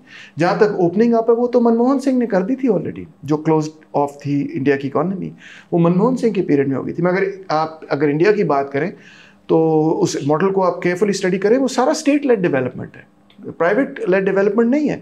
सॉरी, चाइना पे भी मैं ये कहूँगा कि आप देखें वो सारी की सारी वो भी ओपन अप है, मगर उनका स्टेट इतना कुछ कंट्रोल करता है कि आप सोच भी नहीं सकते। China is not a free market. कौन सी दुनिया में रह रहे हैं आप? China is highly controlled by the state. ये क्योंकि लिंक्ड ही सवाल था तो मैं इसलिए सोच रहा था कि साथ ही पूछ लूँ। In one of his videos he talked about state capitalism being a good thing. He packed his argument by referring to Lenin's writings, in which he said that state capitalism is a crucial stage and path towards socialism. My question is, how long does the state capitalism stay in place to build socialism? And second question is, which stage is China at this moment? दो किस्म के state capitalism हैं. एक है state capitalism under the rule of the bourgeoisie, जहाँ पे सरमायादार तबका जो है वो एक स्टेट कैपिटलिज्म कर रहा है. अब अयूब खान जो है, अच्छा बाय द वे, जो डेकेड ऑफ डेवलपमेंट पाकिस्तान में हुआ था वो भी सारा स्टेट की वजह से था. वो भी कोई प्राइवेट इनिशिएटिव की वजह से नहीं था. वो अयूब खान ने बाकायदा एक 5 ईयर प्लान बनाया, पिकिक और पिडिक बनाई, और फिर उन्होंने रियासत में यहाँ पे सारी डेवलपमेंट करके दी, तरबेला डैम और ये वो सब कुछ.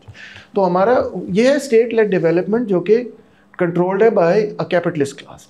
चाइना के अंदर जो स्टेट लेड डेवलपमेंट है वो उसकी उस पर हुक्मरानी सरमायादार तबके की नहीं है. जैकमा अगर कम्युनिस्ट पार्टी के खिलाफ जाता है तो जैकमा को साइडलाइन कर दिया जाता है फ़ौरन. वहाँ पे कैपिटलिस्ट क्लास की हेजेमनी नहीं. ये दो बिल्कुल मुख्तलिफ चीज़ें हैं. जिस तरह अगर आप चाइना पे नहीं मानते तो सोवियत यूनियन को देख लें. लेनिन ने भी स्टेट कैपिटलिज्म किया, मगर वो कहता है कि ये स्टेट कैपिटलिज्म है बोल्शेविक पार्टी के कंट्रोल में, यानी कि प्रोलेटेरिएट पार्टी के कंट्रोल में. तो ये दो मुख्तलिफ चीज़ें हैं और इनकी ट्रांजिशन भी इस वजह से मुख्तलिफ होंगी.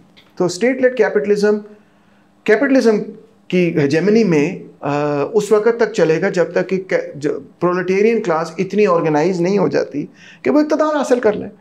और इसमें लेनिन जवाब ये देता है कि स्ट्रगल अलोन डिटरमिन्स कि ये कितनी जल्दी होगा, ये कोई प्रिडिक्ट नहीं कर सकता, ये नहीं कह सकता 50 साल 100 साल। और वो स्टेट लेड कैपिटलिज्म जो कि उधर चाइना में हो रहा है या सोवियत यूनियन में न्यू इकोनॉमिक पॉलिसी के तहत हो रहा था, वो किसी क्लास रेवोल्यूशन के बगैर रिवर्स हो सकता है, वो सिर्फ पॉलिसी रिवर्सल के नतीजे में रिवर्स हो सकता है। और काफ़ी हद तक चाइना में वो रिवर्स होता हुआ हमें नज़र आ भी रहा है। रेड रूम की एपिसोड क्यों नहीं आ रही? अमार जो है उसकी बीवी PhD कर रही है अमेरिका में, तो अमार उसको विज़िट करता है। जब वो विज़िट करता है तो फिर रेड रूम की एपिसोड जो है वो लैप्स कर जाती हैं। जब वो आ जाता है फिर वो हम एपिसोड्स करते हैं, कभी कभार वो आ भी जाता है मगर फिर हम पॉलिटिक्स में मसरूफ़ हो जाते हैं। तो ये बात है। How can I as a student organize better? What should be my priorities in his opinion, and what precautions I have to take as I belong to a working class family? हाँ, तो बहुत जल्दी नहीं आगे बढ़ना आपने, क्योंकि अक्सर लोग जो हैं वो इनकलाबी अपने आप को कह के तो फिर कोई ऐसा काम करते हैं जो एडवेंचर हो जाता है, फिर पुलिस रियासत में वो फंस जाते हैं। और ऐसे नहीं करना। मैं तो हमेशा हर बंदे को ये कहूँगा कि अगर आपने इनकलाबी बनना है और इनकलाबी बनना चाहते हैं तो सबसे पहले आपने पढ़ना है कि इनकलाब होता क्या है। इनकलाब की तारीख़ पढ़ें, इनकलाबी ख़यालात पढ़ें, आप सोसाइटी को पढ़ें, आप समझें।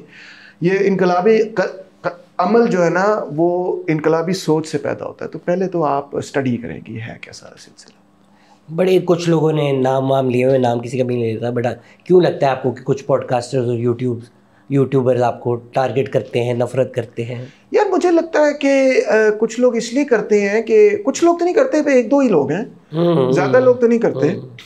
एक कैसर साहब अक्सर मेरे हवाले से बनाते रहते हैं, कैसर अहमद राजा साहब, शायद एक आधा कोई और बनाता हो, और तो नहीं को ख़ास बनाते हैं। आई थिंक उसकी मेन वजह यह है कि देखें, मैं लेफ़्ट का आदमी हूँ और मैं सेकुलर आदमी हूँ, मैं तो कभी छुपाई भी नहीं ये बात। और अक्सर लोग मुझे लिबरल कहते हैं, मैं लिबरल नहीं हूँ। मगर मैं जिस तरह से शायद अपना मुकदमा लोगों के सामने रखा है मैंने माजी में और अभी भी रखने की कोशिश करता हूँ, बहुत सारे वो लोग जो लेफ़्ट से ताल्लुक़ नहीं भी रखते ना, वो बहरहाल मुझे सुनते हैं। ये उनकी भी मेरे ख्याल है वसीउल कल्बी है और सोच है, वसी सोच है। और मैं भी उन पे को थोप नहीं रहा हूँ अपना नुक्ता नज़र, मैं भी उनको को डांट टपट नहीं रहा हूँ कि शर्म नहीं तुम्हें आती। मैं अपना नुक्ता नज़र प्रेजेंट कर रहा हूँ, कह रहे हैं इंटरेस्टिंग पॉइंट ऑफ व्यू, वो सुनते हैं। तो इस वजह से शायद उनके, मैंने ये देखा है, दिलचस्प बात ये है, कैसर अहमद राजा सुन के भी बड़े हैरान होंगे कि जो मेरी यूट्यूब चैनल है ना, उस पर जो लोग दूसरे चैनल्स पे हैं, जो मेरा चैनल भी सुनते हैं, दूसरे चैनल्स भी सुनते हैं, उसमें एक आपका चैनल है, यानी आपकी और मेरी ऑडियंस बहुत मैच करती है। एक मुजम्मिल का चैनल है और एक कैसर अहमद राजा साहब का चैनल है, और बहुत सारे लोग जो उनको सुनते हैं वो मुझे भी सुनते हैं। तो शायद इस वजह से कि ऑडियंसेस सिमिलर हैं, एक ही हैं, तो उनको उनकी ऑडियंस पूछती होगी कि तैमूर रहमान ने तो ये, डॉक्टर तैमूर तो ये कह रहे थे, आपका क्या नुक्ता नज़र, फिर वो भी बनाते होंगे। No big deal, no big deal. ये तो इंटेलेक्चुअल ग्रोथ का हिस्सा है। No problem. आप पेट्स रखते हैं? जी। आपको कुत्तों में जर्मन शेपर्ड पसंद है, डच शेपर्ड पसंद है? नहीं, मुझे इतना पता नहीं है कुत्तों के बारे में कि मैं ये कह सकूं। चले बहुत कुत्तों की बातें हो गई। There is a Thucydides trap between USA and China relations. मतलब do you think there is a? Yes, there is. Absolutely. बिल्कुल। बता भी दे, मुझे तो सिर्फ PDD ट्रैप पता है। ये Thucydides कौन है भाई? नहीं, वो ग्रीक थिंकर था ना। तो yes, there is basically, you know, China and the United States of America, if they continue to escalate the way they are, then they will mutually. हम भी नहीं चाहते कि वो एस्केलेशन हो, और जिस तरह से वो टैरिफ वॉर चल रही है और सब कुछ, हम भी चाहते हैं कि needs to de-escalate. If someone wants to understand left organizing and wants to get into it, what is the best place to start in Pakistan? Join an organization. कोई भी लेफ्ट जो ऑर्गेनाइजेशन है उसको आप ज्वाइन करें, और मज़दूर किसान पार्टी ज्वाइन करें, आप हकूक़ खल्क़ पार्टी है अमारत की, आप अवामी वर्कर्स पार्टी ज्वाइन करें, कम्युनिस्ट पार्टी है पाकिस्तान में, और भी कई NSF है, और भी कई तंजीमें, आप ज्वाइन करें। आप उनके मैनिफेस्टोस पढ़ें, आप उनके लोगों से मिलें, आप जो उनकी महफिलें होती हैं, स्टडी सर्कल्स हों या डेमोन्स्ट्रेशंस हों, उन पे जाएं, उनकी तकरीरें सुनें, और सोशल मीडिया पे उनको फॉलो करें। Why Taimur always shies away from confessing documented crimes of the Soviet Union, like the artificial famine in Ukraine in 1930s? Artificial famine? Or killings of 10 million deaths caused by was cultural revolution. Can you find any such cruel example of capitalist history? Death of millions के हज़ारों हैं। मैं आपको ये इसका बड़ा लंबा जवाब देने की ज़रूरत है, और मैंने कई इस पे सोचा भी, मैं इस पे लिखूंगा। मगर ये जो डेटा है ना, ये शहजाद एक किताब है the black book of communism, वहाँ से निकाला गया है। और ये डेटा एकेडमिक्स इसको टोटली गलत समझते हैं इसको, बल्कि हम एकेडमिक्स इसको, इवन वो जो कि सोवियत यूनियन के ख़िलाफ़ हैं या कम्युनिस्ट एंटी कम्युनिस्ट हैं, वो इसको ये कहते हैं कि ये CIA ब्लैक प्रोपेगेंडा है, और ये जो डेटा आपको प्रेजेंट किया जा रहा है गलत है। इस पर उत्सव पटनायक, प्रभात पटनायक की बड़ी अच्छी मिसाल के तौर पे स्टडी है, मैं आपको लिंक भी भेज दूंगा। ये डेमोग्राफिक्स को टिंकर करके ना स्टेटिस्टिक्स लिए जाते हैं कि इस पीरियड में इतना बंदा मर गया, उस पीरियड में इतना बंदा मर गया। उत्सव पटनायक इसका बड़ा मजाक उड़ाती हैं, ये कहती हैं कि the Chinese are very clever people but even they are not clever enough to kill people who have not yet been born. कि डेमोग्राफिक्स को आप ऐसे ट्वीक कर रहे हैं ये रिजल्ट्स लेने के लिए।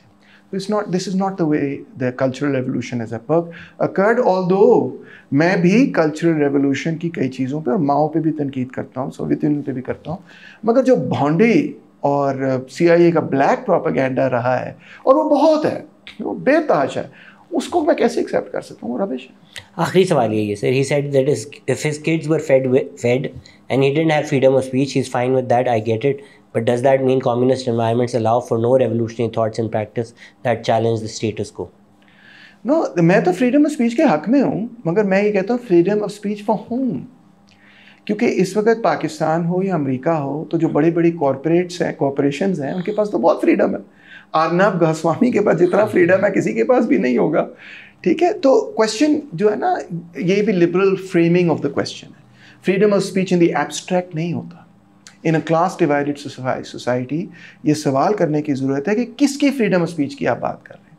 मैं तो मेहनत कश की फ्रीडम ऑफ स्पीच की बात कर रहा हूँ, जिससे फ्रीडम ऑफ स्पीच खोया गया है, जिसकी आवाज़ को दबाया गया है, जिसकी आवाज़ है ही नहीं, सुनाई नहीं देती कहीं पे सोसाइटी में, उसकी आहें भी नहीं सुनाई देती। तो और मैं उन लोगों की फ्रीडम ऑफ स्पीच के ख़िलाफ़ हूँ जो कि अपने फ्रीडम को दूसरे लोगों के फ्रीडम को सलब करने के लिए इस्तेमाल करते हैं। यानी कि वो अपने इस हक़ को इस मकसद के लिए इस्तेमाल करते हैं कि किसी दूसरे के हक़ को ख़त्म कर दिया जाए, मारा जाए, दबाया जाए। मिसाल तौर पे मैं, ये आपका इशारा किसी यूट्यूबर की तरफ है? नहीं, नॉट एट ऑल। एक्चुअली मैं तो कुछ और सोच रहा था। मैं ये सोच रहा था मिसाल के तौर पे मैं क्लू क्लक्स क्लैन की फ्रीडम ऑफ स्पीच के ख़िलाफ़ हूँ, क्योंकि क्लू क्लक्स क्लैन अपनी फ्रीडम ऑफ अपने इस हक़ को इस मकसद के लिए इस्तेमाल करता है कि ब्लैक्स को वो डिप्राइव कर दे फ्रीडम से, तो मैं उसके ख़िलाफ़ हूँ। मैं उस फ्रीडम ऑफ स्पीच के ख़िलाफ़ हूँ जिसमें कि कोई मर्द या औरत भी औरतों के हकूक़ को सलब कर दे, मैं उसकी फ्रीडम के हक़ में नहीं हूँ। मैं उस फ्रीडम ऑफ स्पीच के ख़िलाफ़ हूँ जिसमें सरमायादार जो है वो मेहनत कश से उसका फ्रीडम छीन ले। मैं उस फ्रीडम ऑफ स्पीच के ख़िलाफ़ हूँ जिसमें साम्राज्य जो है वो फ़लस्तीनियों से उनका हक़ ख़रीद लें। फ्रीडम ऑफ स्पीच एब्स्ट्रैक्ट में नहीं होता। फ्रीडम ऑफ स्पीच जो है फॉर होम, ये सवाल करने की ज़रूरत है। मैं फ्रीडम ऑफ स्पीच के हक़ में हूँ, मगर मैं जो मज़लूम के फ्रीडम ऑफ स्पीच है उसके हक़ में हूँ, और उस फ्रीडम ऑफ स्पीच को इस्तेमाल भी इस मकसद के लिए करने की ज़रूरत है कि जुल्म की ख़िलाफ़ आवाज़ उठाई जाए, ना कि जुल्म के हक़ में। मैं उस फ्रीडम ऑफ स्पीच के भी ख़िलाफ़ हूँ जो कि अपने फ्रीडम को इस मकसद के लिए इस्तेमाल करते हैं कि किसी दूसरे मज़हब के बंदे को आप उसके हकूक़ छीन लें, उसको मार दें, उसको कत्ल कर दें।